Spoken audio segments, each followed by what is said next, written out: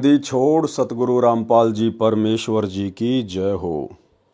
परम पिता परमात्मा सारी सृष्टि के रचनहार कुल मालिक असंख्य ब्रह्मांडों के स्वामी जगत गुरु तीनों लोकों में प्रवेश करके सबका भरण पोषण करने वाले राजाधिराज आत्माधार नाथों के नाथ देवों के देव महादेव सर्वेश्वर महेश्वर मृत्युंजय अजरो अमर आदि अनादि सनातनी प्रभु जगत पिता जगदीश्वर श्री श्री 1008 की उपाधि के वास्तविक अधिकारी अकाल मूरत शब्द स्वरूपी राम वासुदेव सर्वगतम ब्रह्म परम पूज्य प्रथम पूज्य परम संत परम पुरुष परम धनी परम दयालु सत्य कबीर हक्का कबीर अल्लाहु अकबर बाखबर अल्लाह ताला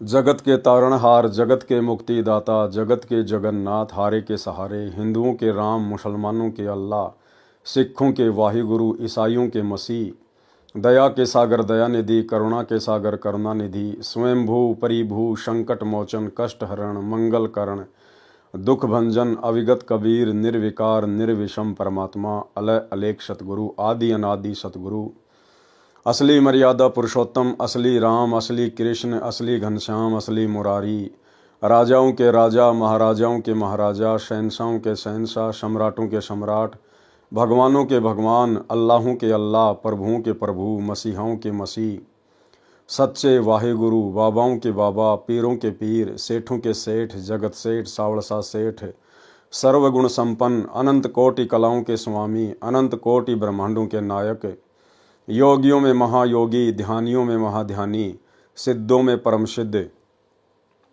ज्ञानियों में तत्वज्ञानी ब्रह्म ज्ञानी महाज्ञानी परम ज्ञानी सर्वश्रेष्ठ ज्ञानी विज्ञानी युवा कबीर समर्थ कबीर असमवात अमित ओझा सच्चे रहनुमा करीम अल्लाह सुभान अल्लाह दुनिया के अंतिम पैगंबर 8 सितंबर 1951 से गांव धनाना जिला सोनीपत हरियाणा भारतवर्ष की पावन भूमि पे प्रकट रियल कल्कि भगवान श्री नारायण साकार हरि श्री बाबा साहेब शब्द स्वरूपी राम संत श्रोमणी सतगुरु रामपाल जी परमेश्वर जी के चरण कमल में साध संगति से जुड़े हुए देश विदेश से हम सभी सत्सेवक भाई बहनों का अनंत कोटि दंडवत प्रणाम। सत्साई भाई और बहनों, दया पूज्य गुरुदेव की सतगुरु रामपाल जी परमात्मा की जिनके विशेष आशीर्वाद से जिनके शुभ आशीर्वाद से आप और हम सभी साध संगति से जुड़े हुए सत्सेवक भाई बहन अपनी आत्मा के कल्याणार्थ हेतु भक्ति मार्ग पर दृढ़ता के साथ गुरुदेव भगवान के तत्व ज्ञान को आधार बनाकर निरंतर आगे की ओर बढ़ रहे हैं। भाई और बहनों, वर्तमान में सतगुरु रामपाल जी परमेश्वर जी की करोड़ों की संख्या में संगत है, लेकिन उन करोड़ों का वो भाग्य उदय नहीं है जो भाग्य आप और हम भाई बहनों का हो चुका है। यानी इस कलयुग की बिचली पीढ़ी में साध संगति को ही गुरुदेव भगवान अपने शतलोक का ट्रेनिंग सेंटर बनाते हैं और इस साध संगति रूपी ट्रेनिंग सेंटर से जुड़ना ये विशेष मेहर केवल विशेष पुण्यकर्मी आत्माओं के ऊपर ही होती है। और जो भाई बहन इस ट्रेनिंग सेंटर से जुड़े हुए हैं केवल वे ही अपने गुरु को हृदय से अपनी अंतरात्मा से कबीर परमात्मा के रूप में जान सकते हैं, पहचान सकते हैं। इसलिए यदि आप साध संगति से जुड़े हुए हैं तो आप महानतम आत्माओं में से एक हैं। आने वाले समय में जो क्रिया वर्तमान में साध संगति से जुड़े हुए सत्सेवक भाई बहन अपने गुरु को परमात्मा मान के कर रहे हैं, पूरा विश्व करेगा, पूरा विश्व। तो आप और हमारा सौभाग्य जो गुरुदेव ने आप और हमें पहले ही अपने चरणों में जोड़ लिया है। तो भाई और बहनों, कबीर सागर के सरलार्थ के ऊपर वीडियो बनाने की श्रृंखला जारी है। वो कबीर सागर का सरलार्थ जिसे पूज्य गुरुदेव भगवान ने अपने कर कमल से लिखा है। भाई और बहनों, आज का वीडियो हम शुरू करें उससे पहले आपको एक छोटी सी जानकारी उपलब्ध करवा देता हूं, क्योंकि हम जिस सतभक्ति मार्ग से जुड़े हुए हैं ये सत्य का मार्ग है और सत्य के मार्ग में रत्ती भर भी झूठ नहीं चलती है। और यदि रत्ती भर भी झूठ का समावेश हुआ तो भाई और बहनों, परमात्मा फिर हमसे कोसों दूर हो जाते हैं। लेकिन झूठ नहीं, महाझूठ का पुलिंदा सतलोक आश्रम मैनेजमेंट हरियाणा सतगुरु रामपाल जी का कलयुगी परिवार और सभी सतलोक आश्रम से जुड़े हुए कोऑर्डिनेटर। ये लोग आज से पहले एक बहुत बड़ी झूठ जो भगत समाज से छुपाते हुए फिर रहे थे, आज उस झूठ का पर्दाफाश हुआ है। इसलिए सोचा आप भगत भाई बहनों को भी थोड़ा सा परिचित करवा दूं, ताकि आप भी ज्ञान आधार से सोचने पर विवश हो जाएं और विचार करें कि जो सतलोक आश्रम मैनेजमेंट हरियाणा बात बात पर दुहाई देता है कि हम जो भी कुछ करते हैं अपने गुरुदेव के आदेश से करते हैं, हम एक कदम भी अपने गुरुजी की आज्ञा के बिना नहीं उठाते, तो भला एक इतनी बड़ी झूठ का कदम क्या आपने अपने गुरुदेव की आज्ञा लेकर उठाया है? क्या वो सत्यवादी परमात्मा वर्तमान में उनके नाम से जो पुस्तकें छप रही है, क्या उन पुस्तकों में लिखवाएगा, समावेश करवाएगा? एक सच्चा भगत तो कभी सौपन में भी नहीं सोच सकता है। तो आपको एक छोटा सा वीडियो दिखाता हूं भाई और बहनों। ये लड़का है, शायद आप इसे जानते होंगे। ये शिवांश नाम का लड़का है। ये सतगुरु रामपाल जी का सेवक नहीं है, उनका भगत नहीं है, और आजकल ये काफ़ी चर्चा में है, विशेषकर संत रामपाल जी भगवान के भक्तों के बीच में। इसका कोई यूट्यूब चैनल है, उस यूट्यूब चैनल के ऊपर ये सतगुरु रामपाल जी के भक्तों के साथ में डिबेट करता है, ज्ञान चर्चा करता है। ये बहुत कुछ जानने का प्रयास करता है, समझने का प्रयास करता है, और अपने स्तर पर जैसा भी इसको ज्ञान प्राप्त है, ये सामने वाले को समझाने का भी प्रयास करता है। हालांकि वर्तमान में ये शिवांश सतगुरु रामपाल जी परमेश्वर जी के तत्व ज्ञान से परिचित नहीं है। ये फिलहाल शंकराचार्य जी से प्रभावित है, ये उनका शिष्य है, उनके पंथ से जुड़ा हुआ है। इसलिए हम इसकी किसी भी बात का बुरा नहीं मान सकते, क्योंकि ये भी परमात्मा का बच्चा है, सतगुरु रामपाल जी परमेश्वर जी की ही आत्मा है। लेकिन वर्तमान में अभी इसके भक्ति संस्कार इतने मजबूत नहीं हैं, जिस कारण से ये उनका विरोध कर रहा है, उनके तत्व ज्ञान को ना समझकर। अनजान है, इसलिए हम इसकी बातों का बुरा नहीं मानते हैं। परंतु आज इसने जो एक खुलासा किया है वो बहुत बड़ी बात है। इसके द्वारा किया गया एक खुलासा आप सभी सतलोक आश्रमों से जुड़े हुए भाई बहनों को सोचने पर मजबूर कर देगा कि सत्यवादी सतगुरु रामपाल जी परमेश्वर जी के भक्ति मार्ग में इतना बड़ा झूठ क्यों, भगत समाज के साथ इतना बड़ा धोखा क्यों, किस बात का डर, किस बात का भय? एक तरफ तो आप सतलोक आश्रम वाले डंका पीटते हो कि निर्विकार निर्भय तू ही और शकल भयमान, और सब पर तेरी साहिबी तुझ पर साहिब नाए, कि हमारे कबीर परमात्मा निर्विकार हैं, निडर हैं, निर्भय हैं, उनसे बढ़कर कोई परमात्मा नहीं, कोई साहिब नहीं।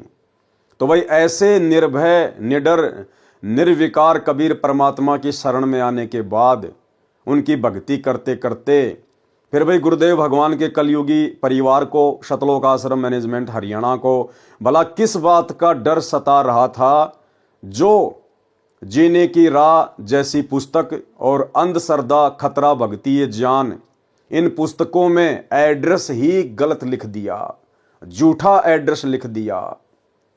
ये शिवांश नाम का लड़का जब इसने देखा कि जीने की राह पुस्तक के ऊपर एक तरफ तो C117 Bawana industrial area Jaipur लिखा हुआ है, और दूसरी जीने की राह पुस्तक के ऊपर C117 बवाना इंडस्ट्रियल एरिया नई दिल्ली लिखा हुआ है।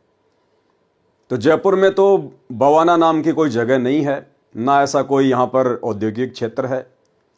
फिर इसने ट्राई किया दिल्ली जाकर, और जब ये दिल्ली में गया इन पुस्तकों के ऊपर लिखे हुए एड्रेस के ऊपर, तो भाई और बहनों वहाँ पर कोई प्रिंटिंग प्रेस नहीं है। जो एड्रेस सतलोक आश्रम मैनेजमेंट हरियाणा ने काल प्रेरणा से, डर और भय के कारण जीने की राह और अंधश्रद्धा खतरा भक्ति ये ज्ञान जैसी पुस्तकों के अंदर डाल रखा है, वहाँ तो एक फैक्ट्री है, और उस फैक्ट्री में पाउडर बनता है, पाउडर। ये लड़का वहाँ जाके आया, पूरी जांच पड़ताल की, और इसने अपना वीडियो बना के डाला है, जो दास आपको दिखा रहा है। मैं यहाँ पर इस फैक्ट्री के जो सुपरवाइजर हैं, इस समय वो हमारे साथ में हैं। आप इनसे पूछिए कि ये यहाँ पर कब से काम कर रहे हैं और ये आपको बताएंगे कि इस फैक्ट्री में इस पते पर क्या होता है, इस बिल्डिंग में क्या होता है C117 में। जी जी हाँ, C117 है फैक्ट्री सेक्टर 3 में। और यहाँ पर लगभग ये तो लगभग 10-12 साल से यहाँ पर है। और इसमें का तो कोई भी काम यहाँ नहीं होता। पाउडर बनता है, पाउडर कोटिंग वाला, सभी पाउडर कट्टे वगैरह रखे हैं। ये प्लांट है, यहाँ पर कोई ऐसी प्रेस वगैरह नहीं है। ये गलत एड्रेस पे गलत किताब छापी गई है। कोई इस तरह की यहाँ पर इस तरह की कोई किताब वगैरह नहीं बनती। ये सब पाउडर का काम है। सब ये प्लांट लगा है, यहाँ पाउडर तैयार होता है। सभी कट्टे रखे हैं पाउडर के।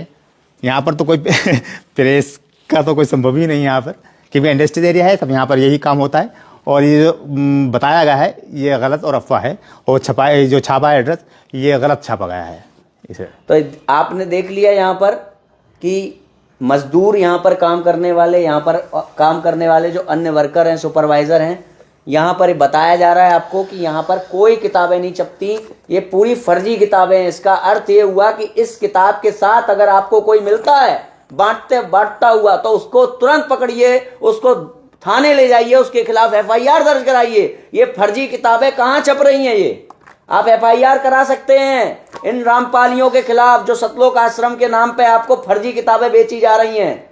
इनका कोई रजिस्ट्रेशन नंबर नहीं है, कोई GST नंबर नहीं है, पूरी फर्जी किताबें बेची जा रही हैं। इनको आप थाने ले जा करके, कोई भी व्यक्ति आज के बाद कोई भी रामपाली अगर मिले इन किताबों को बांटने वाला, आप उनकी FIR तुरंत दर्ज करा सकते हैं, क्योंकि ये किताबें पूरी फर्जी हैं, झूठ बोल रही हैं। अंदर हमारे देवी देवताओं का अपमान है, पूजा पद्धति का अपमान है, ग्रंथों का अपमान है, आचार्यों का अपमान है, दुर्गा माता का अपमान है, शिव भगवान का अपमान है। और बाहर छपती कहाँ है? छपती जहां पर ये छपती हैं किताबें, उस एड्रेस पर पाउडर बनता है, ना कि कोई प्रिंटिंग प्रेस है। अभी मैं ऊपर से भी आपको ये बिल्डिंग दिखाऊंगा। साहब आप कब से हैं यहाँ पर? यहाँ पे हम लोग 8-10 साल से हैं। तो आपका शुभ नाम? विजय कुमार।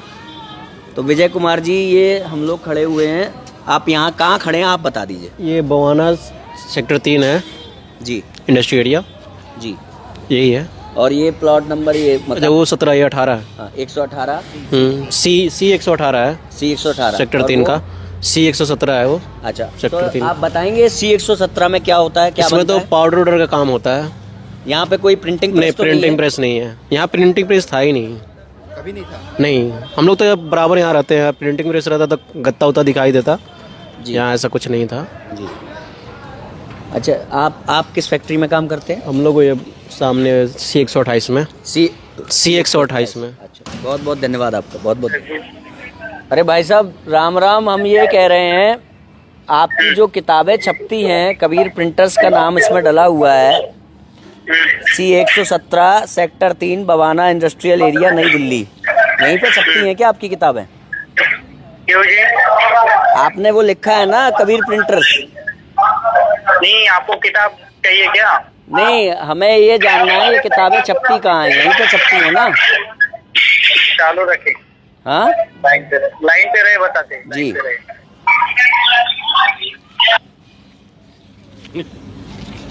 हो गया। हाँ बोलिए जी, क्या जानकारी चाहिए आपको उस बारे की? भाई साहब, हम ये कह रहे हैं, आपका ये कबीर प्रिंटर्स को देखने हम आए थे, हम खड़े हुए हैं इस समय C 117 sector 3 Bawana industrial area नई दिल्ली। यहाँ पर पाउडर बन रहा है, यहाँ पर तो कबीर प्रिंटर सही नहीं। कहाँ है आपका कबीर कौन प्रिंटर? सी किताब देखी आपने? कहाँ पे किताब देखी आपने? अंधश्रद्धा, तो किताब पे अंधश्रद्धा भक्ति खतराए जान। अंधश्रद्धा खतरा भक्ति जाने क्या? चालू रखे, लाइन पे रहे। क्यों जाननी, ये तो बताओ। आपने यहाँ पे क्यों लिखा है, ये बताइए। आपकी किताब में लिखा हुआ है, क्यों लिखा हुआ है ये एड्रेस? जिससे कि अगर हमें कोई काम पड़े तो हम उस एड्रेस पे जा सके ना। हेलो, ऐसे काम नहीं बनेगा। ये देख लिया आप लोगों ने इन लोगों की सच्चाई। तो इसका मतलब क्या है पता है? इसका मतलब ये है कि तुम जिनकी किताबों को बांट रहे हो, वो किताबें सब चोरी से छप रही हैं। और जिस दिन किसी का दिमाग ठनकेगा और तुम्हें इन किताबों के साथ वो पुलिस स्टेशन ले जाएगा, उस दिन ये लोग तुम्हें पहचानने से मना कर देंगे कि हमने इनको कोई किताब नहीं दी, हमने इनको कोई किताब छाप के नहीं दी। आई बात समझ में? जो लोग इनकी किताबें बांट रहे हो ना सेवादार के रूप में, धर्म धर्म के प्रचार प्रसार के रूप में, गुरु के प्रचार प्रसार के रूप में, वो सोच लो तुम्हारा क्या हाल होने वाला है अब। क्योंकि अब बच्चा जब भी इन किताबों के साथ तुम लोग पकड़े जाओगे या कोई भी पकड़ा जाएगा तो उसको सीधे थाने ले जाया जाएगा, क्योंकि इसमें दिया गया जो एड्रेस है झूठा है। ये किताबें चोरी से, फर्जी से छापी जा रही हैं। भाई और बहनों, देखो ये सत का मार्ग है और भगत का एक लक्षण बताया गुरुदेव ने। भगत कभी भी पक्षपात नहीं करता, ना जगत से ना भगत से। ये लड़का सतगुरु रामपाल जी की शरण में नहीं है, लेकिन यदि इस लड़के की कोई बात सत्य होंगी तो हम भक्तों का फर्ज बनता है कि हम उसका पक्ष लें। पक्ष लेने का मतलब है हम उसको गलत नहीं ठहरा सकते। ये बहुत ही घटिया और शर्मसार करने वाली बात है कि सतवादी सतगुरु रामपाल जी परमेश्वर जी के नाम से छापी जा रही पुस्तकों में गलत एड्रेस लिखा गया है। यदि सतलोक आश्रम मैनेजमेंट हरियाणा के ऊपर इस फैक्ट्री का मालिक, जिस फैक्ट्री में पाउडर बनता है, यदि वो मुकदमा कर दे, इन लोगों की जमानत भी करवाने वाला कोई नहीं मिलेगा, जमानत भी करवाने वाला। इतना बड़ा जुर्म, इतना बड़ा झूठ इन लोगों ने बोला है। क्या आवश्यकता थी भाई और बहनों इन लोगों को गलत एड्रेस देने की? क्या आवश्यकता आन पड़ी थी?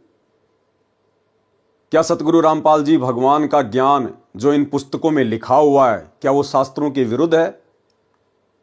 क्या वास्तव में सतगुरु रामपाल जी का ज्ञान घटिया है, कमजोर है, झूठा है, जो भय और डर के कारण इन पुस्तकों में गलत एड्रेस दे दिया गया है? और यदि सतगुरु रामपाल जी का ज्ञान सत्य है और यदि सतलोक आश्रम मैनेजमेंट हरियाणा को, गुरुदेव के कलयुगी परिवार को इस बात पर पूरा विश्वास है, तो भला फिर डर किस बात का, भय किस बात का? गलत एड्रेस क्यों दिया? अगर कोई आपसे वाद विवाद करे, आपसे कोई ज्ञान चर्चा करना चाहे, तो खुलकर आप जी उनके साथ में ज्ञान चर्चा कीजिए। आप टीवी चैनल पर आइए, डिबेट कीजिए कि साहब जो पुस्तकें हम छाप रहे हैं, इन पुस्तकों में भला गलत क्या है। हम एक एक चीज को अपने गुरुदेव के ज्ञान आधार से और वर्तमान हिंदू, मुस्लिम, सिख, ईसाई धर्म में, समाज में जो उनकी पवित्र धार्मिक पुस्तकें हैं, हम उन्हीं से प्रमाणित कर देंगे कि सतगुरु रामपाल जी का ज्ञान गलत नहीं है, इन पुस्तकों में लिखी हुई बातें गलत नहीं है।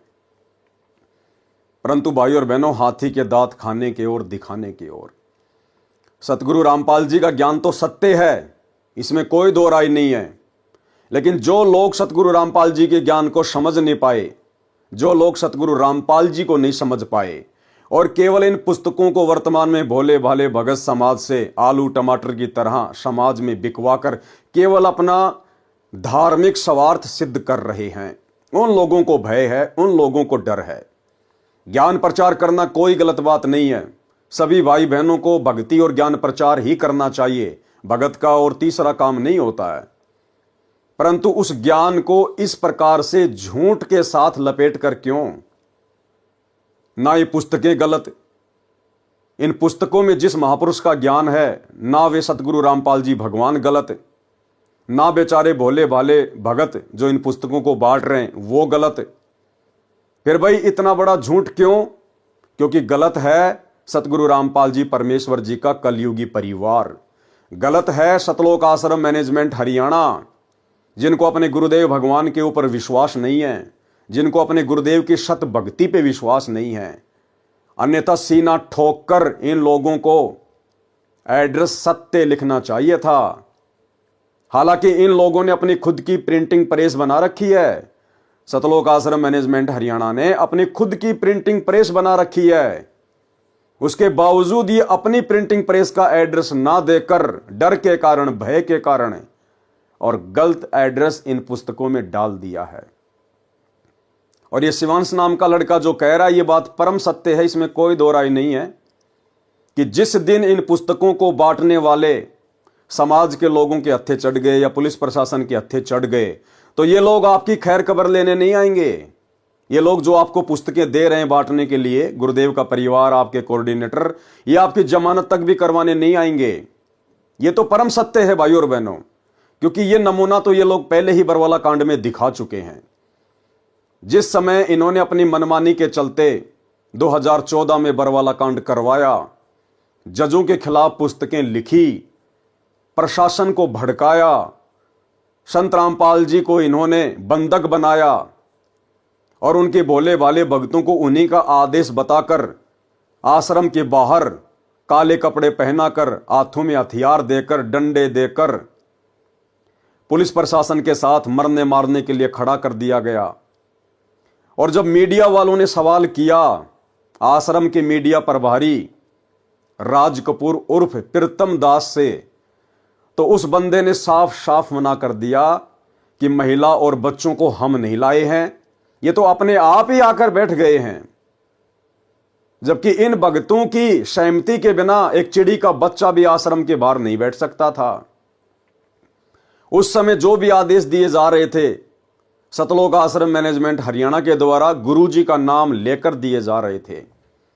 और जब मीडिया वालों ने पूछा कि ये महिला और बच्चे बाहर क्यों बैठे हैं, आप इनको हटा क्यों नहीं रहे, तो झट से सतलोक आश्रम मैनेजमेंट हरियाणा वालों ने मना कर दिया कि बच्चे और महिला हम नहीं लेकर आए। ये लोग भाई और बहनों पैदाइशी झूठे हैं, पैदाइशी। ये लोग पहले भी सतगुरु रामपाल जी को मानुष मानते थे और आज भी मानुष ही मानते हैं। तभी तो इन लोगों ने सही एड्रेस इन पुस्तकों पर नहीं डाला है। तो वो बरवाला कांड का एक छोटा सा वीडियो मैं आपको दिखा देता हूं ताकि आपको। बच्चे और महिलाओं को इसके बीच में लाने का क्या संदर्भ है? बच्चे महिलाएं हम नहीं लेके आए हैं। बच्चे महिलाएं आप भी बीमार आप हटा होते भी हैं। तो नहीं रहे उनको? किसको? बच्चे और महिलाओं को नहीं हम हटा रहे हैं, लेकिन वो जिद कर रहे हैं। अब उनकी जिद के आगे हम क्या करें? ये जो बंदा है आप जो देख पा रहे हैं इधर, ये इसका नाम है बीरेंद्र। ये सतगुरु रामपाल जी का बड़ा लड़का है। और ये जो बंदा है इसका नाम है राज कपूर उर्फ प्रीतम दास। ये 2014 बरवाला कांड से पहले सतलोक आश्रम बरवाड़ा में भक्तों का इंटरव्यू लिया करता था और ये उस समय मीडिया प्रभारी था। अब ये दोनों बंदे इतने बड़े जिम्मेदार व्यक्ति आश्रम के और सरेआम मीडिया के सामने झूठ बोल रहे हैं, जबकि इसको भी सारनाम मिला हुआ है, इसको भी सारनाम मिला हुआ है और ये तो सतगुरु रामपाल जी का बड़ा लड़का है। उसके बावजूद भी इतनी बड़ी झूठ बोल रहे हैं कि आश्रम के बाहर जो बच्चे और महिलाएं बैठी हुई हैं उनको हम नहीं लेके आए, उनको हमने नहीं बुलाया। आंखों के सामने झूठ बोल रहे हैं। तो भला जो पुस्तक बांटने वाले बेचारे भोले भाले भाई बहन हैं, जिस दिन ये पकड़े जाएंगे उस दिन भला ये कैसे जिम्मेदारी लेंगे कि भाई ये पुस्तकें हम छाप रहे हैं, हम ही इनको ये पुस्तकें उपलब्ध करवाते हैं। ये लोग बिल्कुल भी सामने नहीं आएंगे। साल भर पहले इसी पुस्तक अंध श्रद्धा भक्ति खतरा ये जान के ऊपर एक विवाद हो गया था जयपुर में। और जयपुर का मीडिया चैनल है फर्स्ट इंडिया न्यूज चैनल। उस न्यूज चैनल के ऊपर बहुत बड़ी डिबेट हुई थी, लगातार 2 दिन चली थी। न्यूज चैनल वालों ने सतलोक आश्रम मैनेजमेंट हरियाणा को डिबेट के लिए बुलाया, लेकिन ये लोग डिबेट के लिए बिल्कुल भी सामने नहीं आए, क्योंकि भाई और बहनों इन लोगों को डर है, इनको भय है। इनको केवल अपना सतगुरु रामपाल जी के नाम की आड़ में उनके भोले भाले भक्तों से अपना धंधा करवाना है। बाकी इन लोगों को ज्ञान प्रचार से, भक्ति और भगवान से, भगत समाज से कोई लेना देना नहीं है। तो इतना बड़ा झूठ जब ये भक्तों की आंखों के सामने, सतलोक आश्रम बरवाड़ा के सामने, मीडिया के सामने, पूरे देश के सामने बोल सकते हैं, तो भला जिस दिन बेचारे भगत भाई बहन पकड़े जाएंगे उस दिन ये कैसे सामने आएंगे। दूसरी बात, शिवांश नाम का लड़का जो कह रहा है कि जहां भी आपको ये पुस्तक बांटते हुए लोग दिखाई दे जाएं, मिल जाएं, तुरंत इनको पकड़ो और पुलिस में इनकी रिपोर्ट लिखवाओ, इनको थाने में भिजवाओ। भाई और बहनों, इसमें डरने और घबराने की कोई आवश्यकता नहीं है। जो भगत भाई बहन ज्ञान प्रचार कर रहे हैं, गुरुदेव की पुस्तकें बांट रहे हैं, चाहे जीने की राह हो, ज्ञान गंगा हो, गीता तेरा ज्ञान अमृत हो, अंध श्रद्धा भक्ति खतरा ये जान हो, आप भाई बहन अपने गुरुदेव को परमात्मा मानकर उनके ऊपर दृढ़ विश्वास करके आप निसंशय होकर, निर्भय होकर आप जी परमात्मा का ज्ञान प्रचार कीजिए। आप ये पुस्तकें बांटिए। इन पुस्तकों में जो गलत एड्रेस लिखा हुआ है उसमें आपकी गलती नहीं है, उसमें गलती है सतलोक आश्रम मैनेजमेंट हरियाणा की। लेकिन आपका जो मकसद है, आपका जो टारगेट है, केवल गुरुदेव का ज्ञान प्रचार करना है। इसलिए आपके साथ परमात्मा पल पल है, पल पल। कोई ऐसी अनहोनी घटना परमात्मा घटित नहीं होने देगा। और यदि समाज में किसी ने आपको रोका टोका, आपके ऊपर मुकदमा करवाया, तो कोई बड़ी बात नहीं है। आज से पहले भी बहुत सारे मुकदमे भगत भाई बहनों के ऊपर हो रहे हैं, चल रहे हैं। कुछ नहीं बिगाड़ सकता ये समाज हमारा, क्योंकि परमात्मा कहते हैं सिर पर साईं सत्य है तो को क्या भय रे। हमारे सर पर, हमारे शीश पर हमारे पूज्य गुरुदेव भगवान जो स्वयं कबीर परमात्मा है वो बैठे हुए हैं। कोई माई का लाल हमारा बाल बाका नहीं कर सकता। और यदि फिर भी कोई इन पुस्तकों को लेकर डिबेट करना चाहे मीडिया चैनल पर, तो मैं पवन दास 24 हावर मेरे गुरुदेव भगवान के ज्ञान को लेकर आप लोगों से ज्ञान चर्चा करने के लिए तैयार हूं। सतलोक आश्रम मैनेजमेंट हरियाणा, गुरुदेव का कलयुगी परिवार, कोऑर्डिनेटर, आश्रम संचालक, ये ना कभी पहले सामने आए थे, ना वर्तमान में आ रहे हैं, ना आगे कभी ज्ञान चर्चा करने के लिए आएंगे, क्योंकि इनको खुद को पूरा ज्ञान नहीं है। इनको खुद को विश्वास नहीं है कि हमारा गुरु ही परमात्मा है और उनका ज्ञान परम सत्य है। इसलिए अगर आपको लगे कि यह ज्ञान गलत है, इस ज्ञान का कोई जो है सिर पैर नहीं है, तो मैं पवन दास अपने गुरुदेव भगवान सतगुरु रामपाल जी परमेश्वर जी के आशीर्वाद से आप जिस भी न्यूज चैनल पर डिबेट करना चाहें, मैं 24 हावर तैयार हूं। 82 73 84 95 60 ये मेरा मोबाइल नंबर है। आप मुझे व्हाट्सएप पर मैसेज करके भी सूचित कर सकते हैं और आप मुझे कॉल भी कर सकते हैं। मैं अपने गुरुदेव के ज्ञान को लेकर कभी भी डिबेट करने के लिए तैयार हूं। तो भाई और बहनों, डरने और घबराने की जरूरत नहीं है। ये तो काल प्रेरणा से इस प्रकार की आपदाएं इस भक्ति मार्ग में भगतों के ऊपर ना जाने आती रही हैं, आती रहेंगी, क्योंकि काल कभी भी परमेश्वर के मार्ग को इतनी आसानी से आगे नहीं बढ़ने देना चाहता है। लेकिन वो परमात्मा का बेटा है, परमात्मा का बच्चा है, वो परमात्मा से बाहर नहीं चल सकता, उसकी सोच इतनी नहीं है। इसलिए हमें डरने और घबराने की जरूरत नहीं है।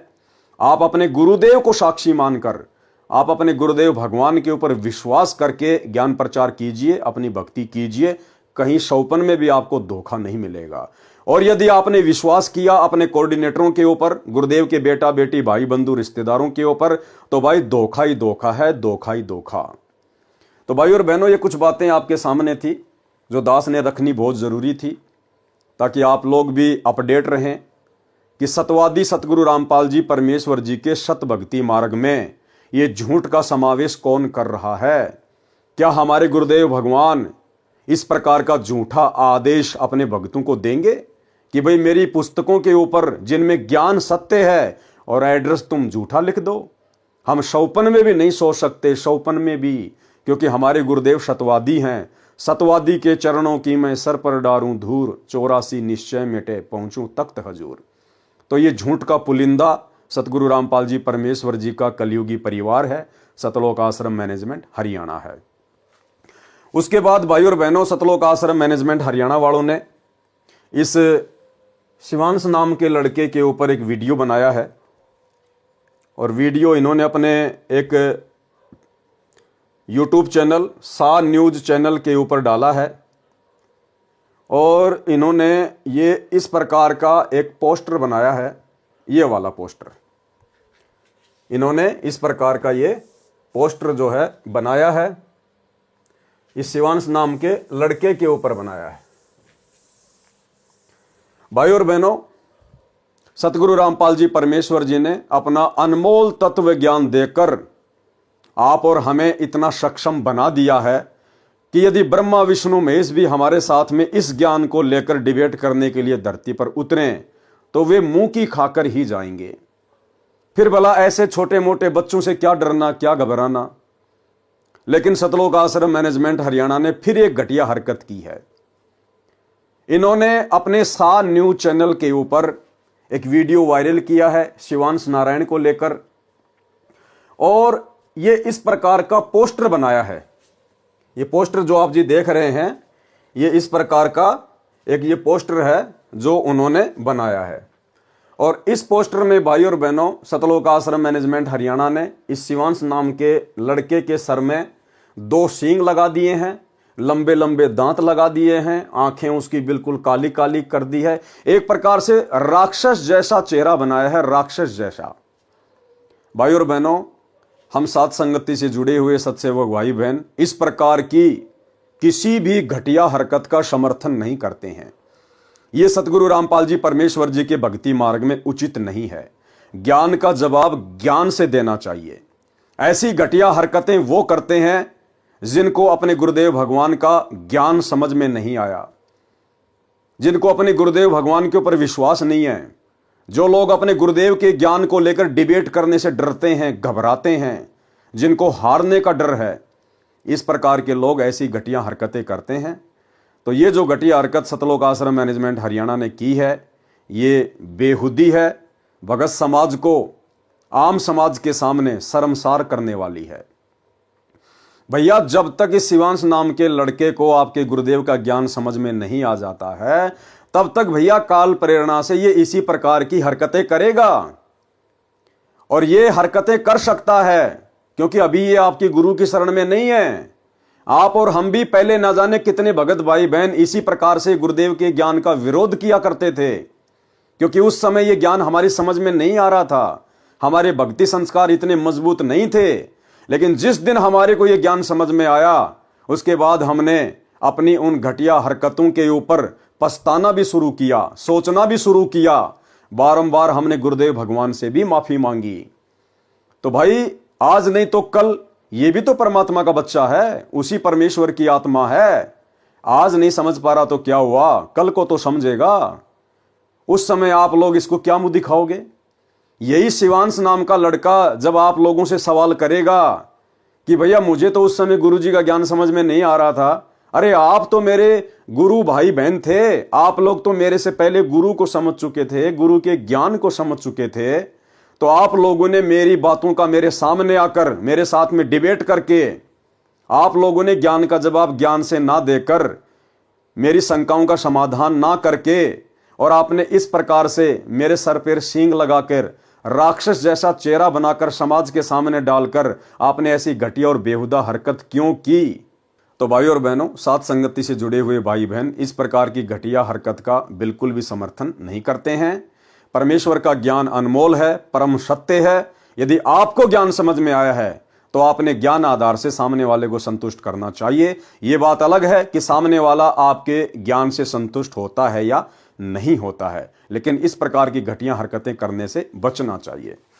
उसके बाद भाई और बहनों, हाल ही एक नया वीडियो, अभी जो लेटेस्ट वीडियो सतलोक आश्रम मैनेजमेंट हरियाणा ने मुझ पवन दास के ऊपर भी वायरल किया है, और उसका भी एक पोस्टर इन्होंने बना के डाला है, वो भी मैं आपको दिखा देता हूं।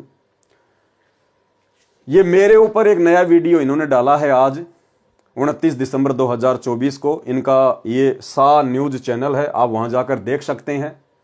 गुरुद्रोही एक्सपोज्ड, सावधान सावधान सावधान, धोखेबाजों से सावधान। पूरा वीडियो देखिए सा न्यूज चैनल पर, आप जिस वीडियो को जाकर देख सकते हैं। और बहुत ही बेहुदा तरीके से इन्होंने, क्योंकि झूठ तो इनका पैदाइशी गुण है, बहुत सारी झूठ, बल्कि सारी की सारी झूठ इन लोगों ने मुझ पवन दास के विषय में इस 1.5 घंटे के वीडियो में बोली हुई है। इन्होंने कहा है कि पवन दास के ऊपर 12 से ज्यादा मुकदमे चल रहे हैं। ये कभी जिंदगी में 12 से ज्यादा मुकदमे मेरे ऊपर वर्तमान 29 दिसंबर 2024 तक ये साबित नहीं कर पाएंगे। मेरे ऊपर केवल वर्तमान में एक मुकदमा है, जो कि मेरे पूज्य गुरुदेव भगवान सतगुरु रामपाल जी परमेश्वर जी ने इस परीक्षा के समय में मेरी परीक्षा लेने के लिए और भगत समाज की परीक्षा लेने के लिए 420 का लगाया हुआ है। इसके अलावा मेरे ऊपर और कोई मुकदमा नहीं है। दूसरा झूठ इन्होंने बोला कि पवन दास के अवैध संबंध उसके छोटे भाई की पत्नी के साथ में थे, और एक समय पवन दास के छोटे भाई ने अपनी पत्नी को पवन दास के साथ आपत्तिजनक स्थिति में देख लिया, जिस कारण से उसके भाई ने अपनी पत्नी को तेल डालकर जला दिया। भाई और बहनों, ऐसी ऐसी महाझूठ इन लोगों ने इस वीडियो में डाल रखी हैं। मैंने वीडियो पूरा नहीं देखा, लेकिन जितना देखा उसके बाद मैंने उसको बंद कर दिया, क्योंकि मैं तो इन लोगों की पैदाइशी घटिया हरकतों से भली भांति परिचित हूं। 10 साल से मैं इन महाझूठे लोगों को झेल रहा हूं। लेकिन कोई बात नहीं भाई और बहनों, सत हमेशा सत ही रहेगा, सत हमेशा विजयी होता है, आज नहीं तो कल, चाहे उसको कोई कितना ही दबाने का प्रयास करे। तो ज्ञान का जवाब ज्ञान से देना चाहिए, लेकिन ऐसी घटिया हरकतें जो सतलोक आश्रम मैनेजमेंट हरियाणा के द्वारा की जा रही हैं, ये वाकई में भगत समाज को शर्मसार करने वाली हैं। तो ये एक छोटी सी जानकारी थी जो आप भगत भाई बहनों को देनी थी। अब हम आगे बढ़ते हैं परम पूज्य परमेश्वर सतगुरु रामपाल जी के कर कमल से लिखित पवित्र पुस्तक कबीर सागर के सरलार्थ में। तो भाई और बहनों, आज हमारा इस विषय पर 53 नंबर का वीडियो है और कबीर सागर का सरलार्थ पेज नंबर 503 है। पांडवों की यज्ञ में शुपच सुदर्शन द्वारा शंख बजाना। यानी धर्मदास जी ने कबीर परमेश्वर जी से सवाल किया कि हे परमात्मा, आपने द्वापर युग में पांडवों का यज्ञ किस प्रकार से सफल किया, मुझे थोड़ा विस्तार से बताने की कृपया करें। तो परमेश्वर फिर यहां बता रहे हैं, जैसा कि सर्वविदित है कि महाभारत के युद्ध में अर्जुन ने युद्ध करने से मना कर दिया था तथा शस्त्र त्याग कर युद्ध के मैदान में दोनों सेनाओं के बीच में खड़े रथ के पिछले हिस्से में आंखों से आंसू बहाता हुआ बैठ गया था। तब भगवान श्री कृष्ण के अंदर प्रवेश काल शक्ति ब्रह्म अर्जुन को युद्ध करने की राय देने लगा था। तब अर्जुन ने कहा था कि भगवान, ये घोर पाप मैं नहीं करूंगा, इससे अच्छा तो भिक्षा का अन्न भी खाकर गुजारा कर लेंगे। तब भगवान काल श्री कृष्ण जी के शरीर में प्रवेश करके बोला था कि अर्जुन, युद्ध कर, तुझे कोई पाप नहीं लगेगा। देखें गीता जी के अध्याय 11 के श्लोक 33, अध्याय 2 के श्लोक 37 व 38 में। महाभारत में लेख आता है कि श्री कृष्ण जी के कहने से अर्जुन ने युद्ध करना स्वीकार कर लिया। घमासान युद्ध हुआ, करोड़ों व्यक्ति व सर्व कौरव युद्ध में मारे गए और पांडव विजयी हुए। तब पांडव प्रमुख युधिष्ठिर को राज्य सिंहासन पर बैठाने के लिए स्वयं भगवान श्री कृष्ण ने कहा, तो युधिष्ठिर ने यह कहते हुए गद्दी पर बैठने से मना कर दिया कि मैं ऐसे पाप युक्त राज्य को नहीं करूंगा जिसमें करोड़ों व्यक्ति मारे गए थे। उनकी पत्नियां विधवा हो गई हैं, करोड़ों बच्चे अनाथ हो गए, अभी तक उनके आंसू भी नहीं सूखे हैं। किसी प्रकार की भी बात न बनती देखकर श्री कृष्ण जी ने कहा कि आप भीष्म जी से राय लो, क्योंकि जब व्यक्ति स्वयं फैसला लेने में असफल रहे तब किसी स्वजन से विचार कर लेना चाहिए। युधिष्ठिर ने यह बात स्वीकार कर ली। तब श्री कृष्ण जी युधिष्ठिर को साथ लेकर वहां पहुंचे जहां पर श्री भीष्म तीरों की सैया चारपाई पर अंतिम श्वास गिन रहे थे। वहां जाकर श्री कृष्ण जी ने भीष्म से कहा कि युधिष्ठिर राज्य गद्दी पर बैठने से मना कर रहे हैं, कृपया आप इन्हें राजनीति की शिक्षा दें। भीष्म जी ने बहुत समझाया, परंतु युधिष्ठिर अपने उद्देश्य से विचलित नहीं हुआ। यही कहता रहा कि इस पाप से युक्त रुधिर से सने राज्य को भोग कर मैं नरक प्राप्ति नहीं चाहूंगा।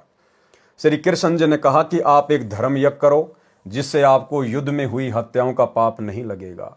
इस बात पर युधिष्ठिर सहमत हो गया और एक धर्म यज्ञ की, फिर राजगद्दी पर बैठ गया, हस्तिनापुर का राजा बन गया।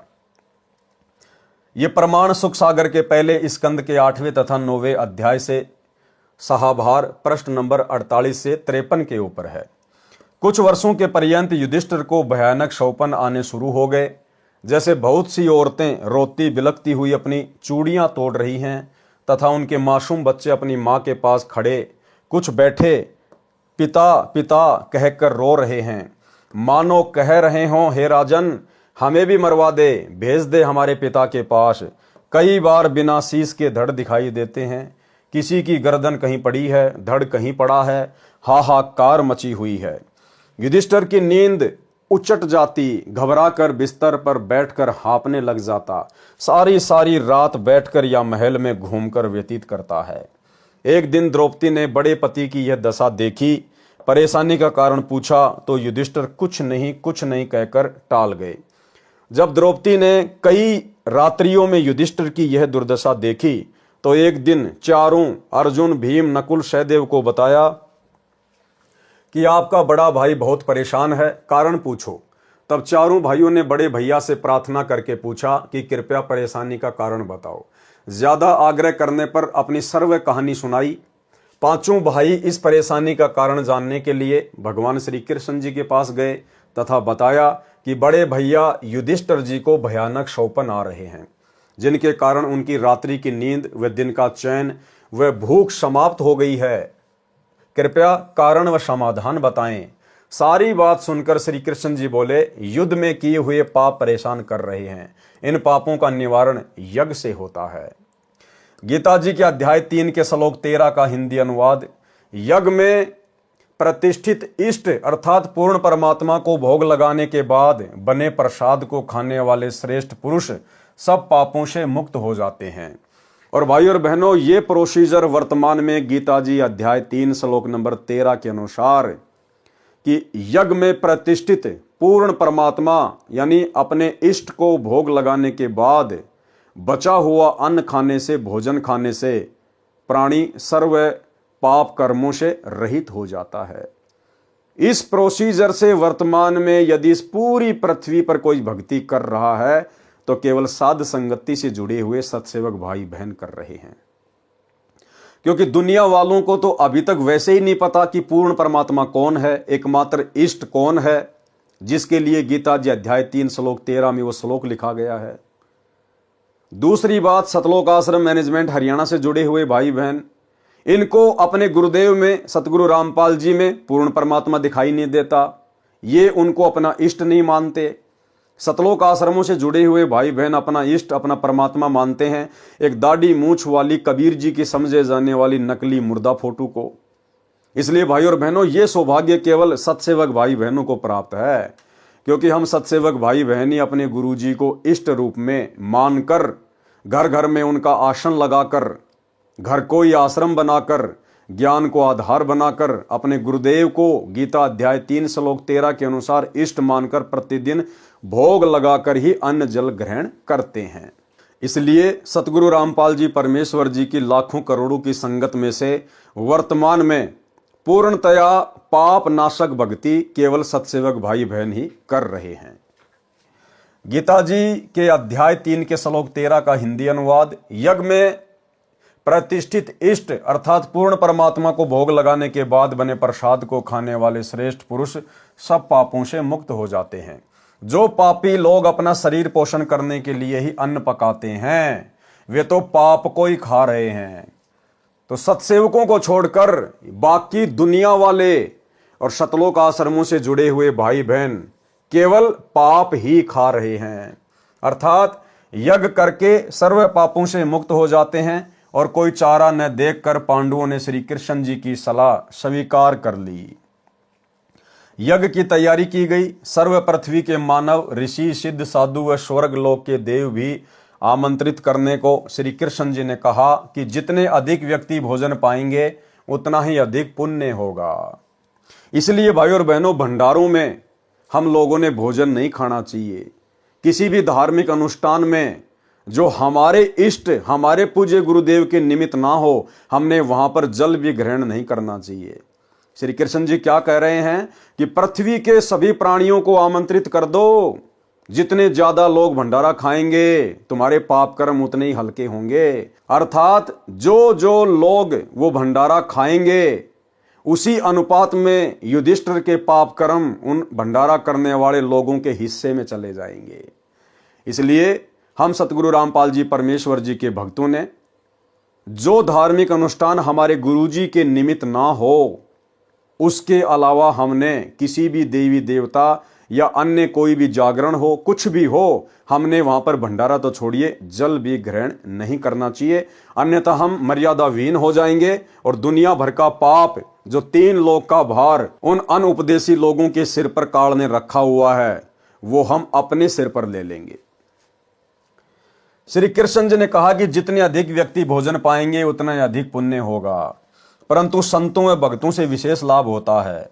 उनमें भी कोई परम शक्ति युक्त संत होगा, वह पूर्ण लाभ दे सकता है। तथा यज्ञ पूर्ण होने का साक्षी एक 5 मुख वाला पंचजन्य शंख एक सुसज्जित ऊंचे आसन पर रख दिया जाएगा। भाई और बहनों, श्री कृष्ण जी के अंदर ये प्रेरणा भी कबीर परमेश्वर सतगुरु रामपाल जी भगवान ने ही की कि वहां पर एक 5 मुख वाला पंचजन्य शंख रख दिया जाए, ताकि ये पता चले कि यदि किसी परम संत ने भोजन किया है तो ये शंख 5 बार आवाज करेगा। जानबूझकर कबीर परमेश्वर जी ने श्री कृष्ण जी के अंदर प्रेरणा करके वो पंचजन्य शंख रखवाया। इन 12 करोड़ ब्राह्मणों को, 9 नाथों, 84 सिद्धों, 88,000 ऋषियों को और 33 करोड़ देवी देवताओं सहित सूक्ष्म रूप में ब्रह्मा विष्णु महेश को असफल सिद्ध करने के लिए, ताकि दुनिया को पता चले कि जो भक्ति तुम कर रहे हो, जिन भगवानों को भगवान मान के तुम भक्ति कर रहे हो, जिन साधु संत महात्मा मंडलेश्वरों की शरण में तुम मोक्ष प्राप्ति की उम्मीद लगाए बैठे हो, ये सब के सब भक्ति से खाली हैं। ये सब के सब काल की गोद में खेल रहे हैं। इनके भोजन करने से शंख नहीं बजा। और उसके बाद में कबीर परमेश्वर अपने भगत सुपच सुदर्शन के रूप में स्वयं आए भोजन करने के लिए। उस समय वो शंख बजा ताकि परमेश्वर की महिमा पूरे संसार में हो।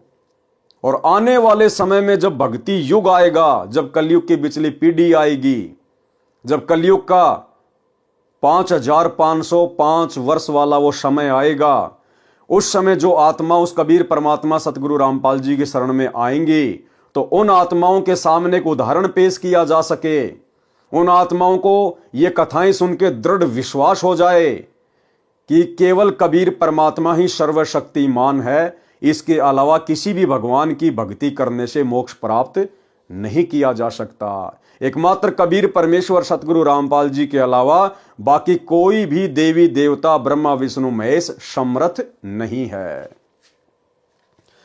तथा यज्ञ पूर्ण होने का साक्षी एक 5 मुख वाला पंचजन्य शंख एक सुसज्जित ऊंचे आसन पर रख दिया जाएगा। तथा जब इस यज्ञ में कोई परम शक्ति युक्त संत भोजन खाएगा तो यह शंख स्वयं आवाज करेगा। इतनी गूंज होगी कि पूरी पृथ्वी पर तथा स्वर्ग लोक तक आवाज सुनाई देगी। यज्ञ की तैयारी हुई। निश्चित दिन को सर्व आदरणीय आमंत्रित भगतगण 88,000 ऋषि, 33 करोड़ देवता, 9 नाथ, 84 सिद्ध, ब्रह्मा विष्णु शिव आदि पहुंच गए। यज्ञ कार्य शुरू हुआ। बाद में सबने यज्ञ का बचा प्रसाद भंडारा सर्व उपस्थित महानुभावों व भक्तों तथा जनसाधारण को खिलाया। स्वयं भगवान श्री कृष्ण जी ने भी भोजन खा लिया, परंतु शंख नहीं बजा। शंख नहीं बजा तो यज्ञ संपूर्ण नहीं हुई। उस समय युधिष्ठिर ने श्री कृष्ण जी से पूछा, हे मधुसूदन, शंख नहीं बजा, सर्व महापुरुषों व आगंतुकों ने भोजन पा लिया, कारण क्या है? श्री कृष्ण जी ने कहा कि इनमें कोई पूर्ण संत सतनाम व सारनाम उपासक नहीं है। तो भाई फिर श्री कृष्ण जी क्या रह गए? अरे श्री कृष्ण जी ने भी तो भोजन खा लिया। श्री कृष्ण उर्फ विष्णु। भाई अगर उन बाकी संतों महंतों मंडलेश्वरों 9 नाथ 84 सिद्ध 88,000 ऋषि 33 करोड़ देवी देवता और सूक्ष्म रूप में ब्रह्मा और शिवजी ये सब भोजन कर चुके थे लेकिन शंख नहीं बजा, तो युधिष्ठिर श्री कृष्ण जी से पूछ रहा है कि भगवान शंख नहीं बजा। तो श्री कृष्ण ने कहा कि इनमें कोई भी पूर्ण शक्ति युक्त नहीं है, कोई भी उस पूर्ण परमात्मा का सतनाम या सारनाम उपासक संत नहीं है। तो भाइयों और बहनों, श्री कृष्ण भी फैल। इसलिए परमेश्वर ने अपनी महिमा करनी थी द्वापर युग में उस यज्ञ के माध्यम से, ताकि आज आप और हमें विश्वास हो। कारण क्या है? श्री कृष्ण जी ने कहा कि इनमें कोई पूर्ण संत सतनाम व सारनाम उपासक नहीं है।